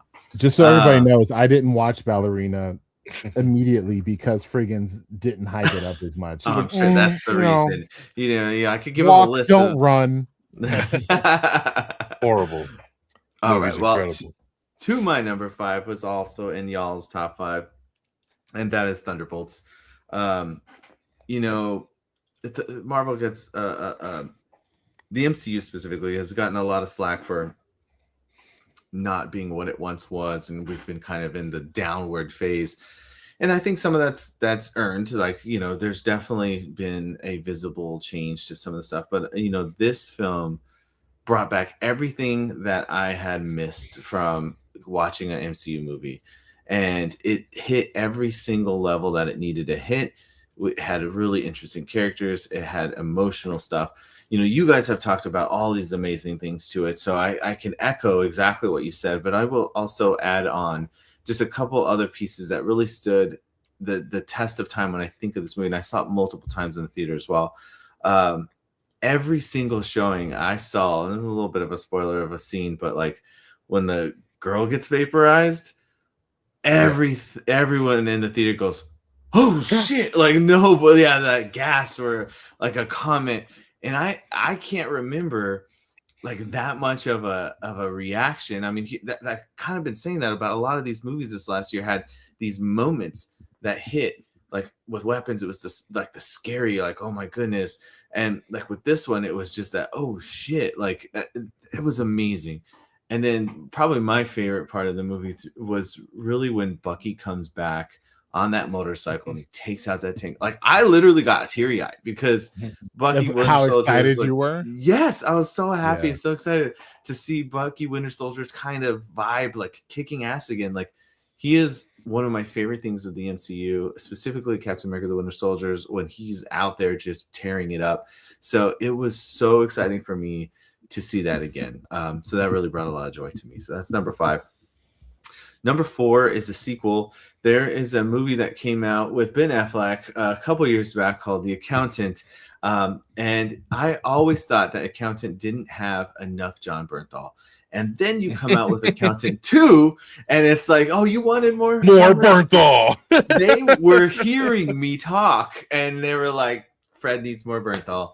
So they made this movie specifically for me. I've told a lot of people that this was on the top 5 on my list, and everyone's like, really? Like, why? Like, I'm like, yeah, exactly. You don't understand. This movie was made for me. Like, it's a really good movie, but top 5? Come on. Dude, I died when I was watching this movie. I was laughing so hard, and that was something I didn't expect. Accountant 2 should not be a comedy, but it is, and it's great. I loved every second of it. Like, sure, you can argue some of the plot story beats and stuff. Some things don't make any sense, of course, but look, I just want to see those two guys interacting. It's fantastic. They do such a great job. And Ben Affleck's character, he's like hilarious in his own way, and the chaoticness of John Bernthal's character, it's just amazing. Loved it. Absolutely loved it. Number 4. Number 3 was a surprise for me. F1. This was, like you guys, I'm not a big racing guy. I did get into the Netflix F1 show, so I guess maybe I had a little bit more knowledge than you guys, but that's not by much. But what I loved about the movie is that you don't have to know anything about racing to have enjoyed what you were seeing, right? Like, yeah, maybe I don't know the maneuver that they called it, but like at the same time, like, wow, that looked really cool. And they have like, you know, those cool beats of, you know, the hero coming in and saving the day. You have like the surprise twist, the almost deaths of certain people. The crash. Yeah, that crash, man. Holy shit. Talk about another crowd thing where everyone was like, no, like, oh, it was there's just so many cool things happening. And the music, you know, we've been talking about Tron, but like this one had some sweet music to go along with it too. When I watched it the second time, I saw it in IMAX the second time, and I was just like bumping to it too. And I'm like, I don't remember this being such a musical movie, but like it really has these cool beats to it. So very much enjoyed F1, and I cannot wait for a sequel. I'm really hoping that all pans out like they're supposedly planning. So give me some extra F1 racing now. That brings me to my number two. My number two is Superman. This is a fantastic film. You know, I kind of almost the same thing you were saying, Don, like kind of coming in like little hesitations. You know, Henry Cavill is the Superman, but like, yeah, Cornswell did it. He found a way to be incredibly charming. And what I liked is, as much as I love Henry Cavill Superman now, which yes, I know if you listened to our earlier episodes years and years ago, I talked so much shit about Man of Steel. I like it now. Okay, whatever. Okay. I can change. You accepted it into your life. I accepted the Man of Steel. Somehow the snob overrode your nerdy comic book side. Like, exactly. Two sides but you know, I just found that he hit on all the things I wanted out of a Superman, right? Like, you know, I've been reading comics basically my whole life, and you know, one of my arguments was always like, you know, this wasn't the hopeful heroic Superman. And I hear a lot of people talk shit about the fact that he got his ass kicked in this movie, but like I love those components. I think that's like a good thing. And you know, when I first watched this film, I had a work interruption that took me out of like a huge chunk at the end, and so my first experience was actually not a good one. And I was kind of like, I don't know. Watched it the second time. Yeah, you missed a lot from what I remember. He was like, yeah, when it was we first went to this chunk. to here, like, geez. It was a huge chunk. And so now, like, and I see it the second time, love it. I watched, that's the movie I've seen the most this year. And you would think that maybe that would be number one, but I saw that movie the most in theaters. I really like it. John, you mentioned the other characters too, Green Lantern, Hawk Girl, everyone, you know, really standing out. Damn, Mr. Terrific. God, he's such a good character. So yeah, good stuff. You know, great film. And if you haven't watched Superman yet, like, what are you doing? Go watch it. So, real quick, Fred, I have no idea what you're about to say. Like, I'm looking at what you could say for your number one. I have no freaking idea. Like, I think you he's probably going to be saying fucking going with he's probably going to be saying the gosh, what was the Rock one? Smashing Machine. I missed that one actually. Yeah. Well, let me say this first. I'm going to keep Sean in suspense for just a little bit longer, DX, because I just wanted to know. I know exactly what. I know you know, but I keep a list of all the movies that I see throughout the year. Now, obviously, Letterboxd will tally the movies you lock. So I saw 160 movies over the entire year. However, I keep a separate list to show how many 2025 movies did I watch, and and so that's one of the things I like to look at. And I saw 88 2025 movies, and to me that's a little low. Usually I'm closer to 100, so 88 was a little bit of a disappointment. But out of the 88, my favorite movie came very early on in the year and kept that number one spot throughout the entire time frame, and it matches you, peeps, with Sinners. Told you. Whoa, that's crazy. What? I freaking loved it. I mean, just, you know, the beauty about Sinners is you almost get two movies in one. I keep telling people this. You get this awesome story about these two brothers and the struggles that they're experiencing, and that is almost a whole movie in and of itself. and then they incorporate the next section with the vampire stuff.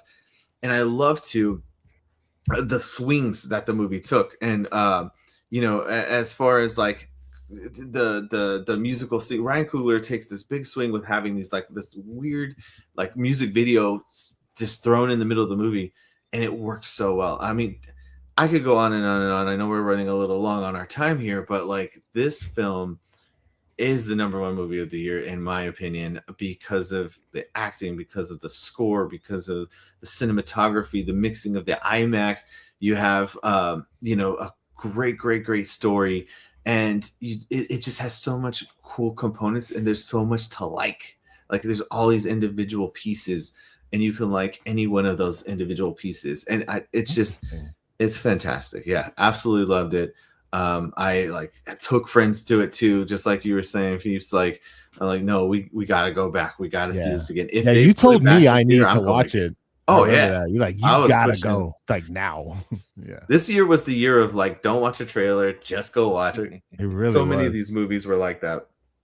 But yes, Sinners. See, you guys were dragging everybody to it, and I was like, "Don't go watch that shit." Yeah, I listened to your review, and I was like, "What is wrong with you, Don?" It's funny because most people I meet in real life agree with me, but like the film world is like you guys, like all like number one is the best movie. But then like I feel like everyone I have a verbal conversation with in real life is like, yeah, I don't get it either, man. The movie sucks. So like I'm just like, it's such a weird dichotomy of that movie, man. Yeah, it really is.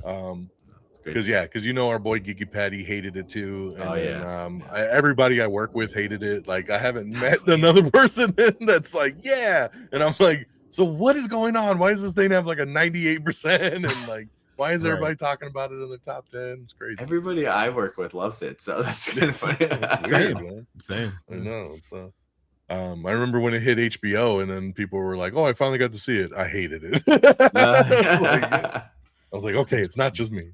All right, let's run down these top 10s real quick in full. So for me, number 10, Companion. Number 9, Good Fortune. Number 8, F1. Number 7, Weapons.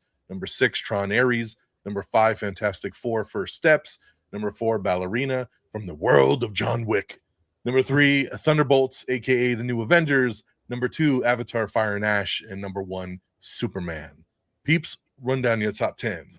Number 10 is the Knives Out sequel, Wake Up Dead Man. Number 9 is Fantastic Four. Number 8 is the Naked Gun remake. Number 7 is Avatar 3, Fire and Ash. Number 6, Weapons. Number 5, The Monkey. Number 4 is Utopia 2. Number 3, Predator Badlands. Number 2, Thunderbolts. And numero uno is Sinners. All right, Frigginz. And I have at number 10, The Ballad of Wallace Island. Number 9, Rental Family. Number 8, One Battle After Another. Number 7, Predator Badlands. Number 6, Weapons. Number 5, Thunderbolts. Number 4, The Accountant 2. Number 3, F1. 2 is Superman. And number 1, Sinners. Woohoo! I must say, guys. I'm definitely surprised. Like I was doing a bit of some research on what other people thought, and a lot of people were saying that Marty Supreme is like one of the best movies of the year, and Sentimental Value. I thought for sure Frigginz was going to have those two on his list. 100%. Or even I saw Marty Frankenstein. Supreme. I thought you were going to have Frankenstein on yours, DX, but yeah. I haven't even watched Frankenstein. It's good. I got to see. We have a like one of those theaters that shows like the like rare releases up here. So I got to see Frankenstein and the Knives Out sequel. What is it again? Wake Up Dead Man. I got to see both those in theater. Really cool experience. I saw Wake Up Dead Man in the theater as well. Yeah, your episode reminded me. I was like, so I started looking for it, and I was like, oh sweet, I can still see it. And I did see Marty Supreme, by the way. It is a great film. Like, all the categories, Oscar, like acting and whatever, scripting and cinematography. But the guy is a scumbag. Like, I could not like that character whatsoever, and so it tanked it. It tanked it. Yeah, and it does the job well. Like, yeah, Timothy is phenomenal in it. Like, I give him so much credit. He really portrays that. But like, I could put on my list because I could not root for this character. I'll wait for your Okay. friggin' movie review on that one. So Oh, yeah. All right. All right, so that is the top 10 of 2025. And as always, we're going to transition here. This part will go a little bit quicker because we haven't seen any of these movies. So we're just going to kind of rank them out and kind of see where things land. So this, of course, is the fun part as we talk some honorable mentions of what's coming out in 2026. And then, of course, our top 10 most anticipated of this new year. We are now in January. It is 2026. We have a whole year ahead of us. What are we excited for? There's some really good stuff coming out. There's going to be a lot of other things coming out that we have no clue because right now it's just a name on a piece of paper and we don't know nothing about it. We haven't seen no trailers. We haven't seen nothing. So we don't know. And then things will come out and they will surprise us. So that's always the fun part here. So honorable mention side, got a group of films here that I'm going to go through real quick. Starting off, and again, in no particular order, it's funny. I had made my list actually a couple weeks ago. And when I had made my list, I originally had on my honorable mentions Greenland 2, which actually just hit theaters today. I went and saw it last night, and I really liked it. But I was also kind of like, it's hard sometimes doing the show and then naming a movie that you've already seen. So I actually took it off and I replaced it, but I replaced it because this trailer dropped yesterday and blew me away, and I'm super excited. So I'm putting on The Wrecking Crew. This is the one I shared with you guys in the chat today. Dave Bautista, Jason Momoa. It is they play brothers. They are cops. Their father's killed, and they reluctantly team up to find out who killed their dad. It looks like a balls to the wall action movie. It is over the top. It is crazy. It's an action comedy. It is everything that I love in a movie. I showed my wife this trailer last night, and she immediately was just like, "Yep, that's a Don movie. You're gonna fucking love it." And I was like, "Yep." She was like, "If I've ever seen a trailer that's a Don movie, it's this one right here." That's awesome. That's what this is. I love it. So I added it. I slid it in and replaced Greenland with The Wrecking Crew. My next one up, I really don't know much about because there's only one trailer and it looks kind of weird, but I'm also very intrigued. It's The Bride. So one here with Christian Bale as Frankenstein, but like in a very weird kind of natural born killers looking kind of way that we're getting like the supernatural with like the everyday world. It's kind of odd, and we'll see how it plays out. It could be really shitty or it could be really cool. So The Bride is in there. This next one here actually comes out at the end of the month, and I'm looking really forward to it. It's Sam Raimi's new film, Send Help. I think this looks incredible. Rachel McAdams, Dylan O'Brien looks super, super good. And I believe in Sam Raimi, man. He knows how to put a movie together. And this looks like a fun stranded on the island. How you're talking about. He's the asshole boss, and now she gets to, take charge. I'm the boss. Yeah. I'm the boss now. So Send Help is there. Next one up, I'm just a sucker for this franchise, and we got another one coming out in a couple months, and that is Scream 7. I love the Scream franchise, and I'm anxious to see with Nev Campbell coming back and kind of the original team coming back to do this one. So curious to see where it takes us. This one comes out in February. I had no interest until I saw the trailer. And that's actually a good trailer. It's a good trailer, man. I hope they could do something a little different with this one. My next one up, again, no trailer, don't know much about it, but being a kid from the 80s, Masters of the Universe. I'm anxious to see a new He-Man movie. I am ready to see what we do with this here. From the rumors I'm hearing, all the test screenings have been through the roof, and they're saying this thing is incredible. So I've heard nothing but good things. Comes out this summer, and looking really forward to seeing some live action He-Man. We haven't had it since Dolph Lundgren in like 1988. So we are the shit out of that movie. We are due for a new Masters of the Universe. So I loved that movie as a kid. My next one up, and Peeps, we were just talking like with the Naked Gun, there's not enough spoof movies anymore. Well, next summer, Scary Movie 6 drops, and I am ready for it. So Scary Movie 6 is on honorable mentions. The Wayans brothers are back. Of course, this is the crew that did Scary Movie 1 and 2, which are obviously the two best out of the 5 or 6 films that we got after the fact, because the team kind of pivoted after the Wayans left. But this is them coming back, writing, directing, doing their thing. The whole crew is back. Anna Faris is back. Like, this is going to be hilarious. They've had a lot of years to put some good shit together and mock some really cool things. So I am ready for it. Scary Movie 6. Next up, I have high hopes because of Weapons. and director Zach Cregger's, he is doing a Resident Evil reboot. So Resident Evil is on my list, really because of him. I'm not the biggest Resident Evil fan. The games are cool, but like the Mila Jovovich films, there's a couple good ones, but most of them suck. Like the reboot they did a couple years ago was pretty good, but it's a hit and miss franchise. I think in the hands of Zach Cregger's, we could be in for something really cool. So that made it an honorable mention. My next one is going to the comedy side, and I'm excited that I never thought in a million years we'd get a fourth movie in this franchise, but it's Focker-in-Law, the fourth Meet the Parents film. That. Yeah. I love the Meet the Parents, and now, you know, Ben Stiller's kind of the grandpa here, you know, and you got Ariana Grande as like his daughter-in-law, and it's gonna be, I think it's gonna be hilarious. I'm ready for it, so let's go. And then I got two more. My next one is Jumanji. The next Jumanji is coming out this year around Christmas. Obviously, The Rock coming back, Kevin Hart, Jack Black, Karen Gillan. This time the avatars come into the real world, so we're gonna flip it again, kind of like the original Jumanji, which is gonna be pretty cool here. And it's supposed to be the last one, so I think they're gonna go out with a bang. I love the other ones; they're really, really fun family flicks. So I'm excited for that. And my last honorable mention is Clayface. Curious to see what they do with this one. I think it's going to lean into the horror. It's going to be kind of a body horror kind of film. What do you do with a Batman villain that doesn't have Batman? It's going to be interesting to see, and I'm curious to see how they pull it off. We haven't seen any footage or trailers or anything for this one yet, but I'm anxious. It has piqued my interest. So Clayface is my last honorable mention here. So Peeps, what you got for honorable mentions in 2026? Oh man, there's a lot of stuff I hear that I was kind of looking at, but I will say that family friendly. I agree with the Jumanji. I'll echo that.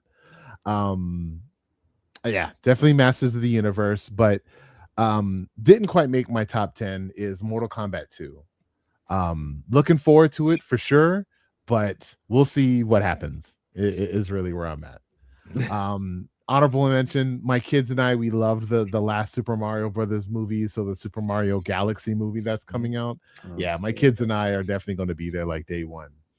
I was a big fan of the first one. I never watched the second one, so kind of why I'm in honorable mentions, but I really want to see Super Troopers 3. And you haven't seen trailers? I haven't seen the second one. No. Oh, the second one. Okay. First one. I saw the first one. That's amazing. Yeah. Classic. They Will Kill You. I think that was the Zazie Beetz, the Zazie Beetz really movie good. That we're mentioning earlier. Yeah, that looks dope. Great trailer. Yeah, I worry that it's one of those trailers that showed too much, though. I mean, like right out of the gate, I kind of agree because there's a lot of kills you see with main characters in that trailer. So I didn't. So I saw how fun it was, and I immediately turned it off. I'm like, "Yep, I think I'm good." That for the rest of the until it comes out, especially the Red Band trailer. The Red Band trailer shows a lot. That's what I saw. Oh, I saw this film had I guess a 2025 showing, but it's not coming out, I think, officially until 2026, but good luck, have fun, don't die. Mm-hmm. It comes out in February. Yeah. So there's that. Supergirl didn't make it, but looking forward to Supergirl. I know Frigginz knows all about the story and what happens and why we're supposed to care about what's happening in this trailer with this Guardians of the Galaxy movie, but I don't know. We'll see. We'll see. And let me see. You mentioned Resident Evil. Oh, and I saw Andy Serkis who's directing another adaptation of Animal Farm, which is a horrendously dark book. So I'm kind of curious on how that'll it's an animated movie. Yeah, okay. But it's isn't it about like racism and murder and I don't know. It's a I don't know. Yeah. I don't even know anything about it. Yeah. Anywho, dark book. So we'll see how film go. And that's all my honorable mentions. All right, I'll be brief with my honorable mentions. I did not have Dune Part 3 making it to the list. I do like Dunes. Those movies are good. I'm one of the few people that actually likes the first one better than the second one. Of course. Jesus. But you know, they're great. So I'm sure I'm gonna Oh yes, I was gonna they say. got a boo. Big fan of Carl Urban. Now, I haven't watched the trailer.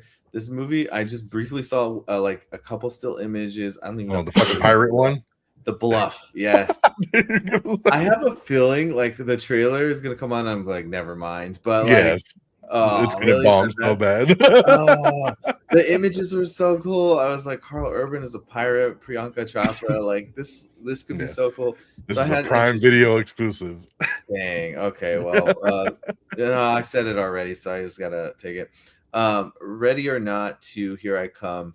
Ready or Not was a surprise one. movie. I wouldn't have watched if Don didn't push me to watch. You talking about it made me do it, and I did not regret it. That movie is phenomenal. Hail Mary. This movie was actually on my 10 for the longest time. I've been so hyped for this, and then the trailer came out and I loved it. And I'm like, hell yeah, this movie's cool. I'm going to watch this movie. Can't wait. But because I already know, like, I'm already, like, it's already there. Like, I don't really have the anticipation for it anymore because I already saw the trailer. So I'm just kind of like, it's right around the corner. So that's kind of dropped. So that's in my honorable mentions.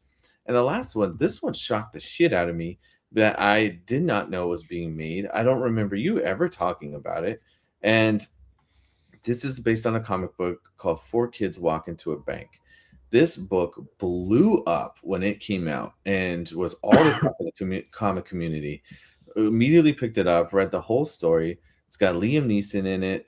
It looks like, I mean, I haven't seen the trailer, but if it looks or follows anything similar to the story of this comic book, we should be in for a treat. So I'm extremely excited to see this trailer for Four Kids Walk Into a Bank. And that's my honorable mentions. I'll leave it at that. You guys mentioned a lot of the other ones like Mario and some other things. So I'll just leave it at those. I just want to add those ones in there. All right. Well, let's get into it. So most anticipated of 2026, our top 10. We'll do it like we did 25. We'll go 10 through 6 and we'll circle around and kind of go from there. So coming in at number 10 for me, I don't think a couple months back I would have put this in the top 10. And then I saw that they were being kind of true to things and they were really embracing the corniness of it all. I know you're going. I'm gonna do Street Fighter at number 10. Baby. They put out the little teaser, and it is straight out the video game. It takes place in the 90s. Tactics, yeah. Oh man, they got a really cool, fun cast in this. I can't wait to see Momoa as Baraka and Blanca and fucking just everything, man, that they've got going on this. I'm just laughing at it, like, because it just looks like it's gonna be a blast, and that's again what we talk about, man, just having fun and seeing it. I mean, obviously we grew up playing this video game, this and Mortal Kombat, and that's crazy that we're getting both next year. So it's going to be really, really interesting to see. It's been a long time coming. Street Fighter at number 10. Number 9 is a movie that I think looks incredible. I see a lot of hate online of people just being like, oh, this is just a rip off of this and it just looks whatever. But I think it looks great. And it actually comes out at the end of this month. And I can't wait to see it. And that is Chris Pratt's new one, Mercy. I think Mercy looks super, super cool. I love the digital concept of like, the AI computer being judge, jury, executioner. You've got 90 minutes, prove yourself innocent. If not, they're just going to get you in the chair right then and there. But I like that he's a cop and he's being framed and he's got to prove his innocence. So he didn't kill his wife. It does look kind of Minority Report-ish, but that doesn't bother me. I don't know why so many people are so like, oh, this is just a dick off of this and that. And it's like, it's not. It's different. It's using the technology. It was filmed in IMAX for 3D. It's supposed to be a really cool kind of event picture. I think it looks incredible. Yeah, man. So it just, when I looked at the full list of the year, when we talk about anticipation, I'm anticipating this one here. So I got Mercy at number 9. When I first saw it, I thought it was going to be like, is this like one of those COVID movies where it's just him on a chair the whole time and going from place to place, like the World of Worlds with Ice Cube? But I saw another trailer and I'm like, oh yeah, that's not. Yeah, the second trailer you see more of him out in the field and doing stuff. Yeah. And you got Rebecca Ferguson as the AI computer, which is super cool. She's always great and everything. So I'm anxious to see this one.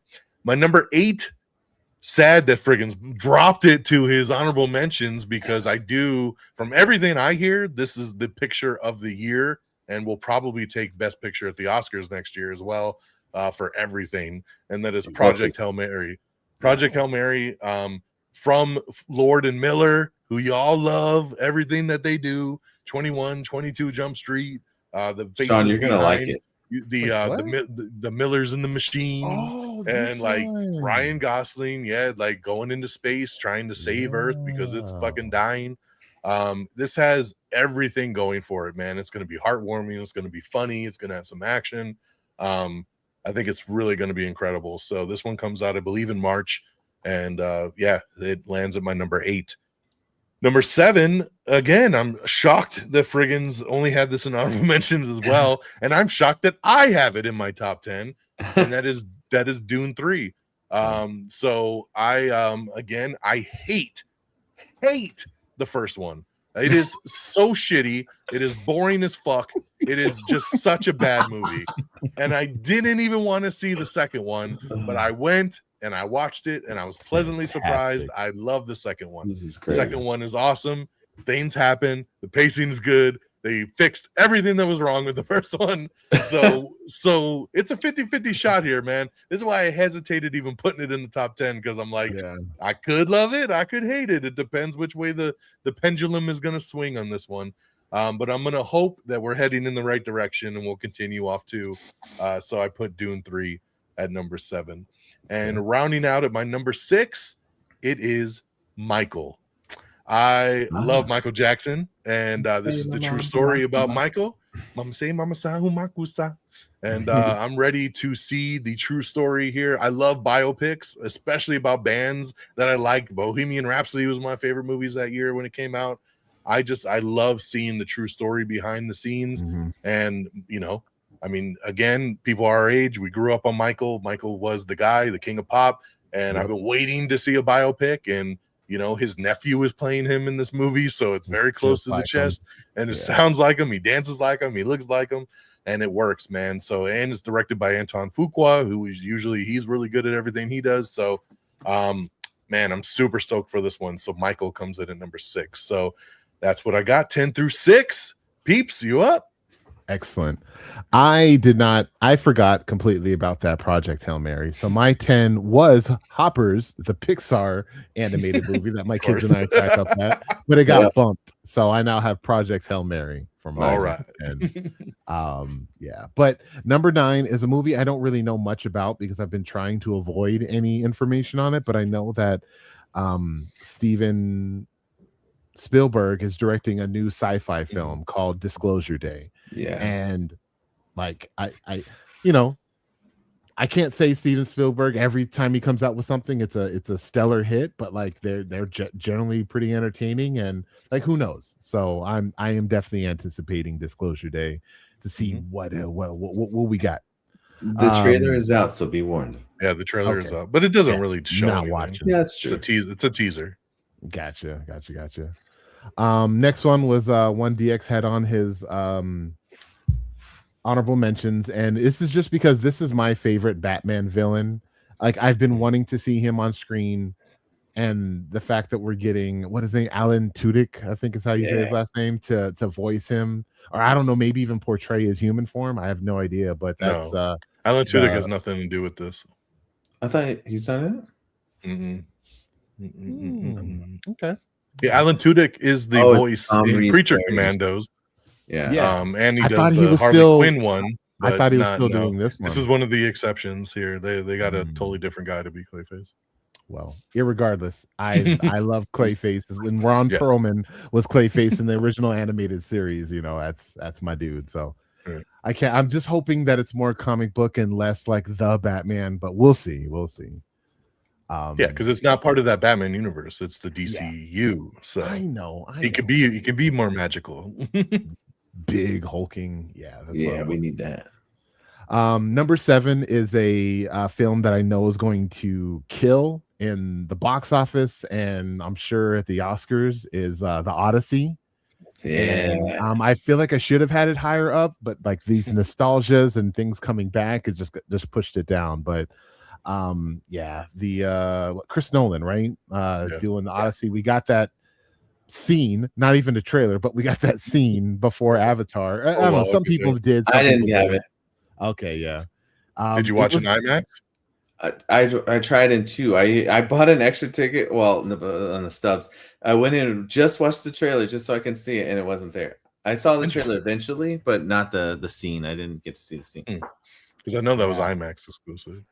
Yeah, and it's just the scene had this like it was quiet in the beginning and this slow like I don't know what kind of noise it was, but it just got louder and louder as the scenes went on as it got more and more intense. And yeah, I was looking forward to it before, but like yeah, I want the Odyssey.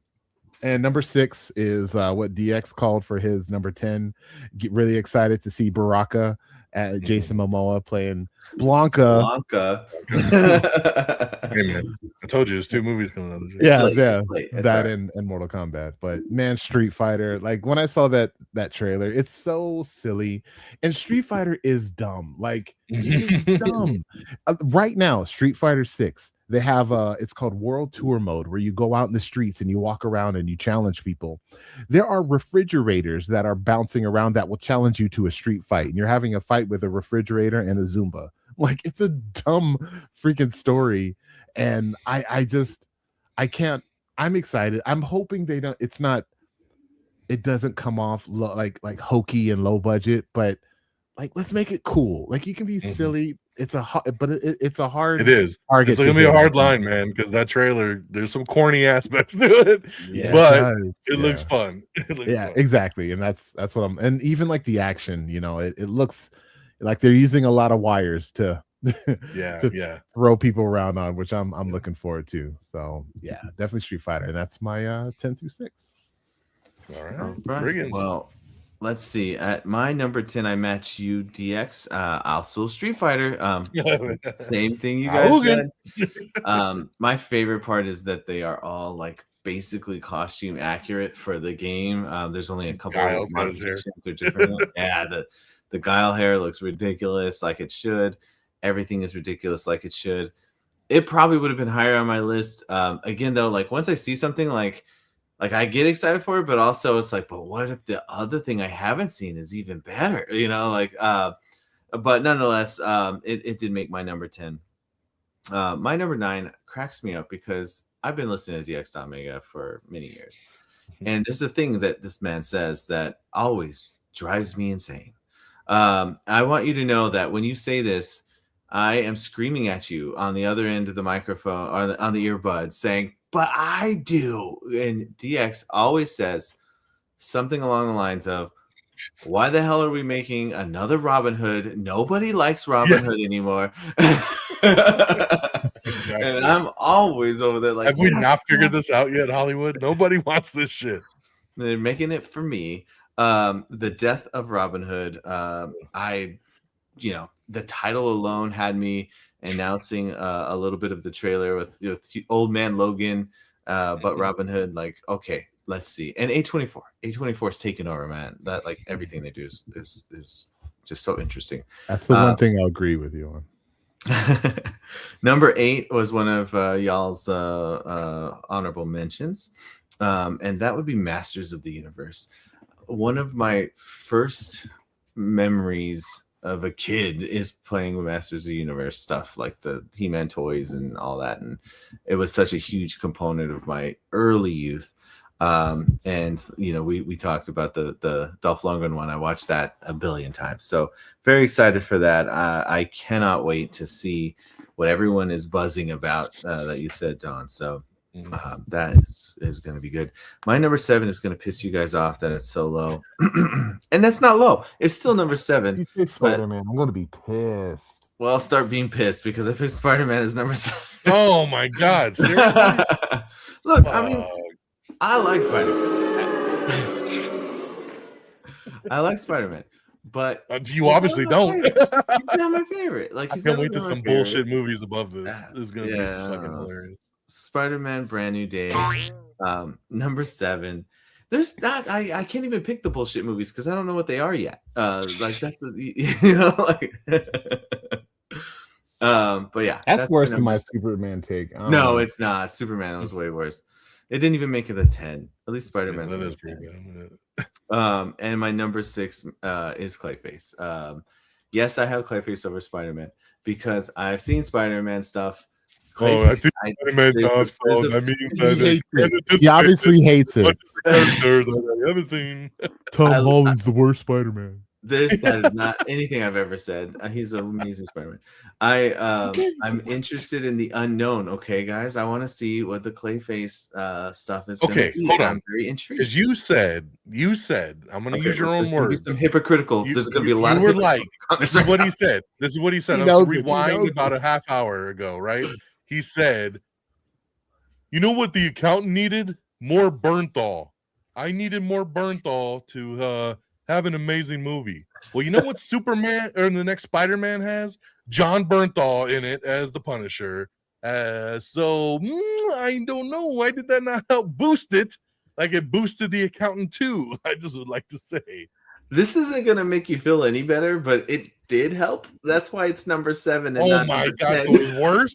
If we took Bernthal out, it wasn't even 7? Yeah. It's got the Hulk in it too. Come on, man. Yeah, sorry, Peeps.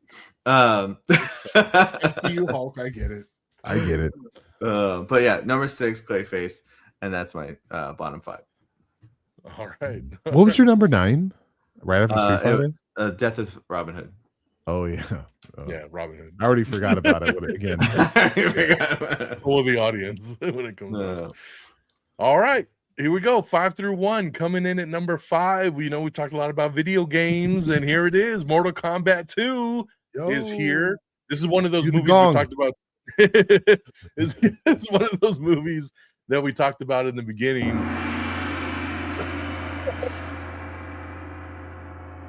That was on last year's list because it was supposed to come out in October. And the trailer came out and it looked amazing. And I've been ready for it. And then literally in like September, they were like, hey, we're pushing it back to next year. It's now going to come out in May. But the good thing is they pushed it back to May, which is prime summer movie season, because all the word going around is this movie's fantastic. It's amazing action. It is the Mortal Kombat we have all been waiting for, that they have finally nailed the landing here. And this movie's super awesome. So they were so confident in it that they moved it to a prime real estate summer movie season and didn't want to drop it in just October. So that's pretty cool. If you're going to push a movie back, I'm glad you got a good reason. So yeah, the trailer's incredible, especially the Red Band trailer. It's got the fatalities. It's got all the good stuff. We were heading in the right direction with that last movie, but it was missing a little something. It didn't quite hit it. This one, I think, is going to hit it. Carl Urban coming in as Johnny Cage. It's embracing that cheesiness like Street Fighter is, but also taking up the visual game. So it looks awesome. So Mortal Kombat 2 comes in at number 5. I do like also that like they're throwing in there, like, obviously Carl Urban being as old as he is playing Johnny Cage, like that's part of the story. Like he is an older, washed up like actor in that world. Like it's not relevant anymore, and then the world of Mortal Kombat pops up. So I kind of like that. Like I appreciate that more than when I heard Carl Urban being Johnny Cage. I'm like, why? Yeah. All right, coming in number 4. We are back in the theater with some Star Wars. So it's Mandalorian and Grogu coming in at number 4. Of course, love the series. Of course, it started off as a Disney Plus show. And we all met Baby Yoda, and we've been on the adventures for multiple seasons. And now Jon Favreau getting to step in and make a big budget version on the big screen. And we haven't had a Star Wars in the theaters in multiple years. So I'm anxious for this, man. I love The Mandalorian. I love Grogu. This, of course, looks like it has everything you want from the TV side, bumped up a notch. And that's pretty damn awesome. So I'm ready for it, ready to get back to Star Wars in the theater. So that is number 4. Number 3 was sad, Peeps, that you had it on your honorable mentions, because I'm going to go with Supergirl. Supergirl number 3. Again, looking very forward to this. Of course, that teaser trailer just came out recently. I agree with you. Looked very Guardians of the Galaxy, but not a bad thing. We all love Guardians. I like that it has that aesthetic. But what's funny about that is that this one isn't even done by James Gunn, and this is the one that looks like Guardians of the Galaxy. So we have a different director here. But I don't know much about this story. I didn't read that Woman of Tomorrow comic book, so I'm anxious to just see the adventure it takes us on. Like, what is she going through that she leaves Earth and she's, you know, jumping around all these other planets, and what's going on, and what makes her finally embrace being Supergirl, kind of probably coming back to Earth at the end there and kind of, you know, embracing being the hero that she is. So I'm anxious to see something else in this new DCU. And I think it's gonna be awesome. I think Millie Alcock is a great actress, and I think she's gonna really kill it in this role. So that is my number 3. I'm just really over these like trailers, and we're going to play like an older upbeat song, like classic rock song, and then exactly. You hate like fun, you hate joy. You know what you're saying? It's so great. So it makes it great. Spider-Man should be higher in your list. I'm not going to let that go, sir. You obviously don't like fun or joy to not look forward to this thing that you know has been great. It's on the list. Okay, anyway. Exactly. That leads me there. That leads me to number 2, where it belongs, in that Spider-Man Brand New Day. Where it belongs in the top 5, in the top 2, not number 7. I don't know who would do such a thing, but yeah, Spider-Man. I'm anxious. You know, this movie here, a 4th Spider-Man movie. We've never gone past 3 with any of the other iterations, so I'm glad to see a 4th movie. I'm glad Tom Holland is back. I'm anxious to see the story continue on now that nobody knows who he really is. Nobody knows that, you know, who Peter Parker is. How does he embrace that journey? How does he, you know, go on being Spider-Man? And then, yes, you bring in those elements that Punisher is going to be in this, which I think is incredible because, again, we just got John Bernthal back in the actual MCU, coming off the Netflix side and then getting to be in Daredevil this past year. And then he's going to go do this. And then he's going to get a Punisher spinoff after this later this year. That's going to take place with him right after Spider-Man. So anxious to see where that character goes. Mark Ruffalo coming in here as Hulk, and the rumors are saying he's going to go back to being Hulk in this fucking movie. So I'm anxious to see Hulk return to form. And what's going on? Who's the villains? There's a lot of sub-level villains, right? We got Tombstone and a couple of the other street level guys, but what's going to be the big villain? Sadie Scorpion, Stranger Things is in this, and well, who is she playing? You know, a lot of people are saying, is she Jean Grey? Is she, you know, the Mayday Parker from the comics, you know, coming across the multiverse? Like, who is she? Is she a villain? Like, nobody knows who she is. So there's a lot of unknowns in this movie. Destin Daniel Cretton is stepping in to be the director of this one. He's the one that did Shang-Chi. So I think it's going to have a really cool new look to it because the same director, John Watts, did all the other 3 movies. So now we have a different, fresh take here. So it just makes everything a lot more exciting for this Spider-Man. I think this is one's really going to kill it this summer when it comes out in July. It's our next MCU film. And then my number 1, Avengers Doomsday, baby. Could there be any other than Avengers Doomsday? Yeah. Could there, Fred? Yeah. If anybody's going to have it, wait and see what's number 5. But no, very anxious for this. We haven't had an Avengers movie in years. And then this one here, you know, bringing back our core favorites, you know, seen Robert Downey Jr. step into Von Doom, to see the Fantastic Four come in, to see the Fox X-Men come in. Like, there's just so much going on in this universe. Yes, exactly. You know, they're doing that marketing right now with the little baby teasers each week, and giving us just these little nuggets of taste, man. And I can't wait to see what this story is. I hope this is a movie, unlike Avatar, where I hope it goes 3:45 when we see it, because I need as much as I can. I want to see it fleshed out. I want to see all these people come together. There's a lot of people from this last phase that we haven't seen interact with our original Avengers and stuff. So there's so much unknown in this movie to see everybody come together. How are they playing Doom in this? Is he a variant? Are they even gonna talk about him looking like Tony Stark? You know, like, are we gonna just ignore that? Like, I don't know which way they're gonna play it, and that's exciting to see. So I'm ready for it, man. It just sucks. This movie was supposed to come out in May. They pushed it back to December, so now we gotta wait to the end of the year to get this one. But at least it's this year. So I'm ready for Avengers Doomsday, and that is number 1 by a landslide. So There we go. So, Peeps, what you got? 5 through 1. Easy. Number 5 is Mandalorian and Grogu. Actually, it's when you hear that that little tone to the Mandalorian, or the Din Djarin, like I just get excited. I had such a great time with this show, and Babu Frick is in this damn movie, and that is my Star Wars dude. Favorite. So I'm really looking forward to this film, and Mandalorian, this has been the Star Wars I think that everyone's been enjoying very much, like the help me out, Frigginz. That's the badass prequel Star Wars Andor. Thanks, Frigginz.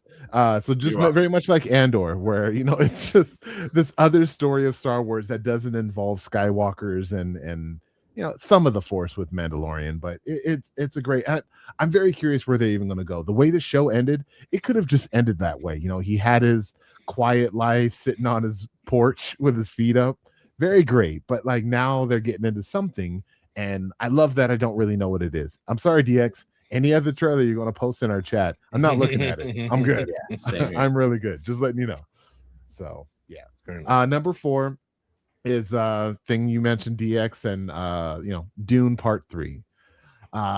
Unlike you, Don, I didn't hate the first one. I liked it, but like I thought it was very boring. Agree with you. I to me was like, yeah, this looks like Dune. This sounds about right. I remember I tried so hard to watch the original Dune, struggled, and I finally did. I'm like, gosh. And then watching the part 1, I'm like, yeah, that's about right. Maybe Dune just isn't that exciting of a. I didn't even notice that was his background. No one. No, you didn't? No. I was going to make a comment about it earlier. Like, I wonder what's going to be number 1, but. Oh, damn. But the second part 2, that one absolutely blew me away. I'm like, this has the Star Wars. Hey,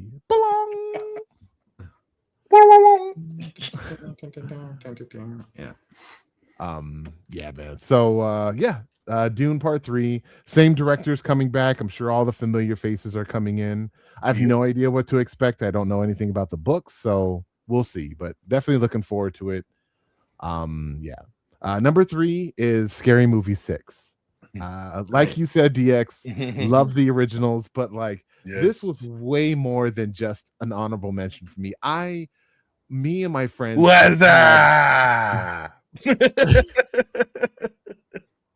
a blast with each and every single one of these films, man. Like they spoof perfectly, and they don't really like. I can never show my kids these movies because I don't think anything of the humor could hold up today. They're doing a little Nike basketball dance thing, dribbling the ball. No one's going to know that reference, So yeah, really looking forward to you. Like you said, DX Williams brothers coming back. I don't know if Anna Faris and Regina King are coming. Oh, sweet. Yeah. So that's what I said. Everybody's back from those first 2. Even if they died, they're back. I mean, they died in the first one, so yeah, they were still back for the second one. That's fun. Cool. And they still play the same characters. That's what's even funny about it. Yeah. Number 2, DX, we had it. Spider-Man, Brand New Day. I will just say, and I'm not going to rip on you anymore, Frigginz, even though you make horrible decisions, and our friendship is. You put Superman solo. You have no say. You have no power here. This is me switching. This is me transferring the power, dynamic back, because yours is newer. So okay. But no, man, I'm really looking forward to it. I'm trying to stay away from all of Don's updates because there are a lot of names being thrown out there in terms of characters that are going to potentially show up in this film. Are they going to have major roles? Are they going to have, smaller roles? Is Hulk going to be raging out again and he's going to be the main antagonist? Or is it going to be something small and maybe we just find that where there's no more Professor Hulk anymore? Or what is actually going to happen? And my buddy, I'm like, it could just be Bruce in this whole movie. Like, he might not even be Hulk.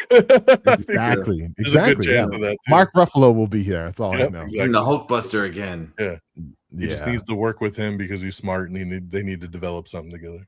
Yeah. My buddy is a Spider-Man snob, I will say, and he though liked the original movies of the Tom Holland trilogy, he didn't really love them. He liked them. He just like, I'm sick of high school Spider-Man. I want 20-year-old Spider-Man, like doing things. And he loved at the end of the last one that's what we're getting. We're getting Peter Parker, probably trying to find a job, maybe getting a job at the Daily Bugle, and working for hopefully freaking J. Jonah Jameson in this one. And and who is Sadie Sink's character going to be? Like, she's extremely young, so we're probably not going to see her as a Mary Jane that we know. But like, are we? Or is she going to have like you said, an X-Man like character? Is she going to be Hope? Are we getting into this Hope Summers, leading into what's going to be happening in Avengers Doomsday? Like, maybe not. Like, I don't know. So many questions. Just to see the Spider-Man suit and him flipping around, and hopefully that guy's in there asking him to do a backflip. I'm just really looking forward to this. Like, big time. Love Tom Holland Spider-Man, and yeah, let's do it. And then, like you said, the director, can't remember his name, from Shang-Chi. Yeah. Yes. DDC. Yeah, looking forward to it for sure. And of course, Avengers Doomsday, like, big shocker, right? What? It is going to be a compilation, very much like Deadpool and Wolverine. Thank you. Of everything that we've seen up to this point. It's going to be another send-off of Fox. Yeah, exactly. Two of them. But this is more in the world of like X-Men, right? So yeah, and it's fun to see these newer trailers of these characters that we love that weren't announced in that semi-annoying chair sequence. That was cool. And again, Chris Evans, they've asked him multiple times, yeah, it sucks that you're not going to be in this movie. Yeah, I just really wish him all the best of the luck. Like, you son of a bitch, you Andrew Garfield us, you bastard. So I don't know. It's going to be dope, man. I have no idea what it's going to be about. Like you said, DX, like, what's the deal with Robert Downey and the face, and is there even going to be a comment on it? And I'm telling you, Don, I know you said bullshit, but it's going to be Doom taking over the mind and the body of a Tony Stark variant in an alternate future. So that's you heard it here first, y'all. Mike slowly dropping. Wrong. Nice. All right, Frigginz, what you got, man? What are you gonna shock us here in this top 5? I don't think it's going to shock too much. My number 5 is Avengers. No, I'm just kidding. My number 5 is Odyssey. I just recently finally got to see the trailer, just the other night, actually. Very cool looking. I'm all for like a cool mythical story. So I was kind of shocked by the trailer. I saw a couple things that I was not prepared for a Christopher Nolan movie. And it only led me to have more questions and intrigue. So I can't wait to see more on the Odyssey. Definitely stoked for that. Also, why does everyone hate Agamemnon's armor? I thought it looked so cool. Like, there's all these memes about it, and they're changing the armor to look like Magneto helmet and all this, and everyone's talking trash about it. I'm like, this is the coolest Spartan-like design I've seen in probably ever. I thought it was awesome. Yeah. Anyway, number 4 matches DX DONMEGA with Mandalorian and Grogu. For everything you guys said, I think it may even have been slightly higher. I think one thing is I haven't seen the full trailer, so maybe that's what I'm missing out on. But I saw a couple clips, and I was a little concerned that it looked a little too much like TV show as opposed to film quality. But I think maybe once I see like full-on stuff, that might make that go away. I'm not really worried about it at all, and I love those characters. So I wonder, though, are they going to include a lot of the side characters in there too, or will we be seeing Boba Fett and his crew? Will we be seeing what's his name? I just drawn Justified out in the bounty hunter kind of world, Like, are we going to see some of these other side characters? Maybe not. We'll see. Maybe. You mean like Oliphant, that guy? Yeah, Oliphant. Yeah, Timothy Oliphant. That's what I was thinking. Yeah. Okay. Yeah. For number 3, this probably would have actually been higher if, but again, saw the trailer, so still excited, but excitement just slightly down because again, unknowns. Same with number 2. But number 3 is Mortal Kombat 2. Is it? It's 2. Yeah. It is Mortal Kombat is my favorite video game ever, probably. I'm pretty sure. That's usually what I say. And I very much loved the first Mortal Kombat, or the recent Mortal Kombat, right? Oh, I love all the Mortal Kombat, even Annihilation, even though it's not very great. Oh. I mean, for the, it's not good, but We could talk about it on Love It or Hate It then. But anyway, yes, Mortal Kombat was great. I can't wait to see another. Get over here, give me some more fighting. And Carl Urban, that dude is awesome. So I was excited just seeing he was in some cheesy ass movie. So now I'm really excited to see him in an actually good movie. So give me some more Mortal Kombat. Very interested to see what other characters are gonna make the roster. I've kind of avoided trying to see a lot of. I've seen some of them, right? That you can't miss. But I'm just wondering if there's going to be some surprises in that list. My number 2 is Supergirl. I am very excited for Supergirl. I'm really shocked, actually, that one was low on yours, Don, and also our Number 3. Not on. Oh yeah, I thought it would be 2. Honestly, but yeah, I forgot about Spider-Man. Come on. Forgot about Spider-Man. But Sean, you had it on your honorable mentions. It wasn't even on the list. I'm like, what the heck? You were gonna have Hopper over Supergirl, but that's fine. You. You're over here. He loves them kids. The Supergirl was there, but it got pushed down from the Disclosure Day and the Hail Mary and the fair Mandalorian Grogu. I forgot all about that one until like 2 minutes before we started recording. I was like, whoops. You gotta throw that in there. Supergirl, great story. The story that the script is based off of is an amazing read.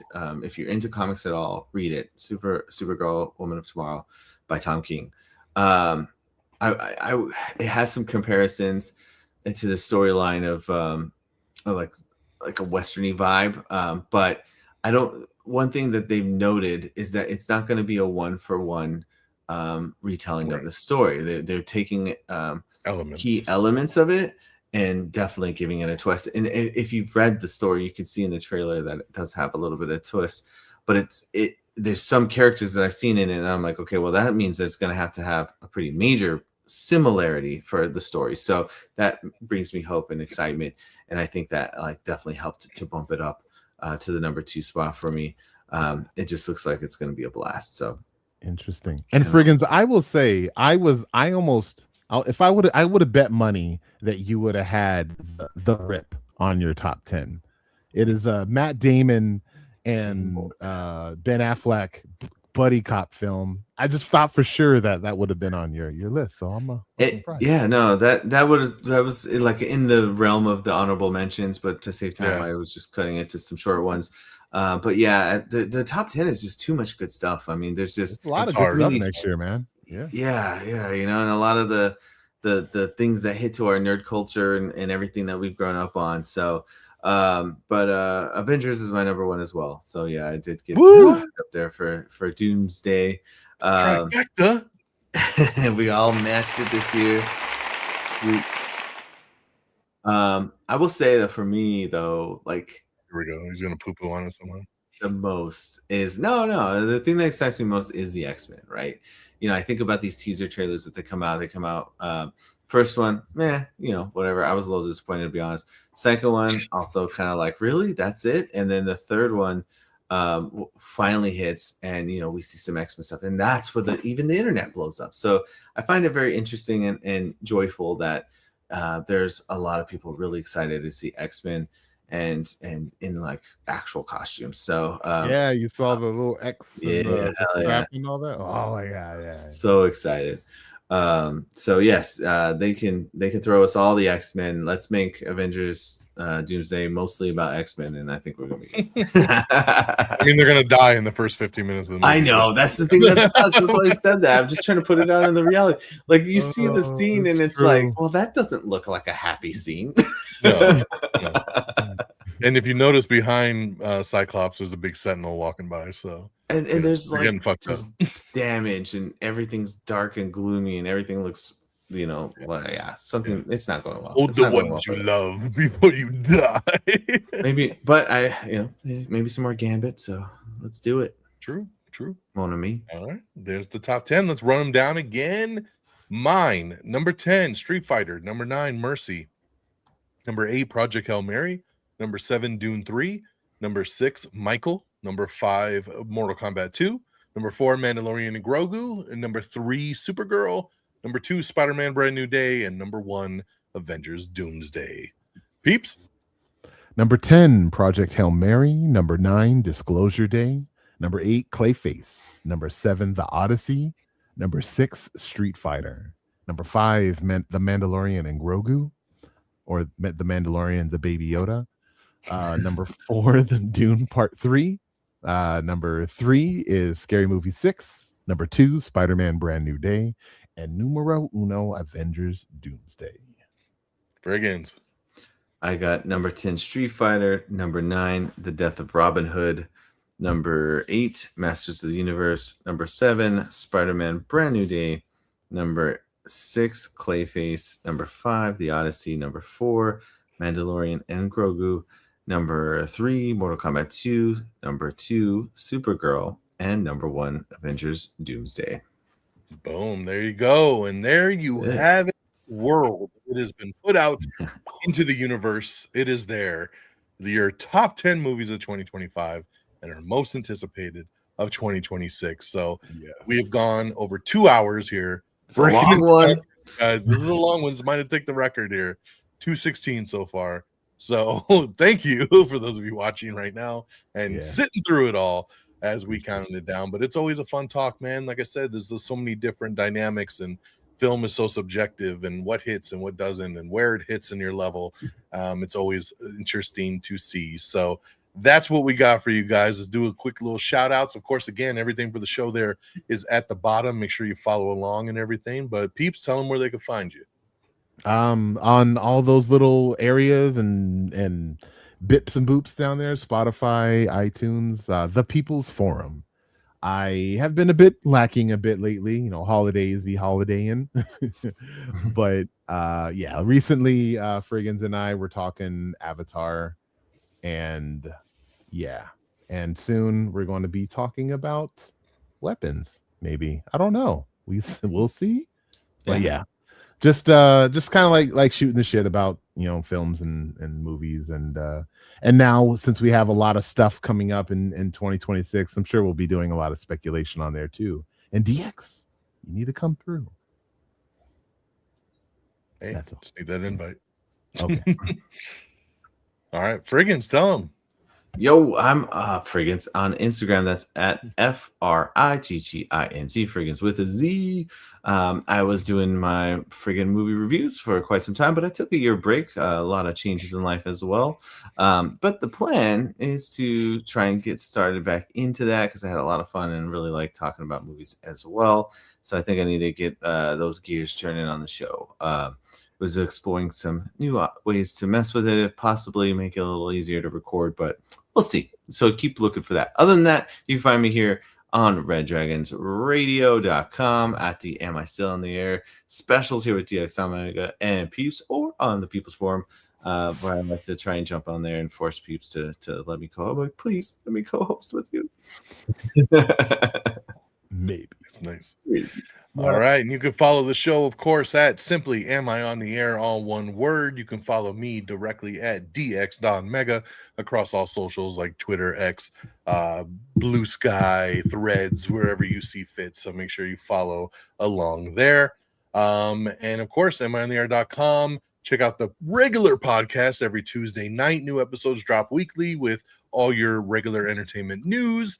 And then, of course, our specials here, like Am I Still on the Air? So all located in one beautiful podcast feed, amiontheair.com. Just check it out. So thank you once again for joining us very, very much. Happy to be back here, 2026. Let's see where the road takes us this year. So thank you for joining. Take care of yourselves and each other. Until next time, y'all. Peace.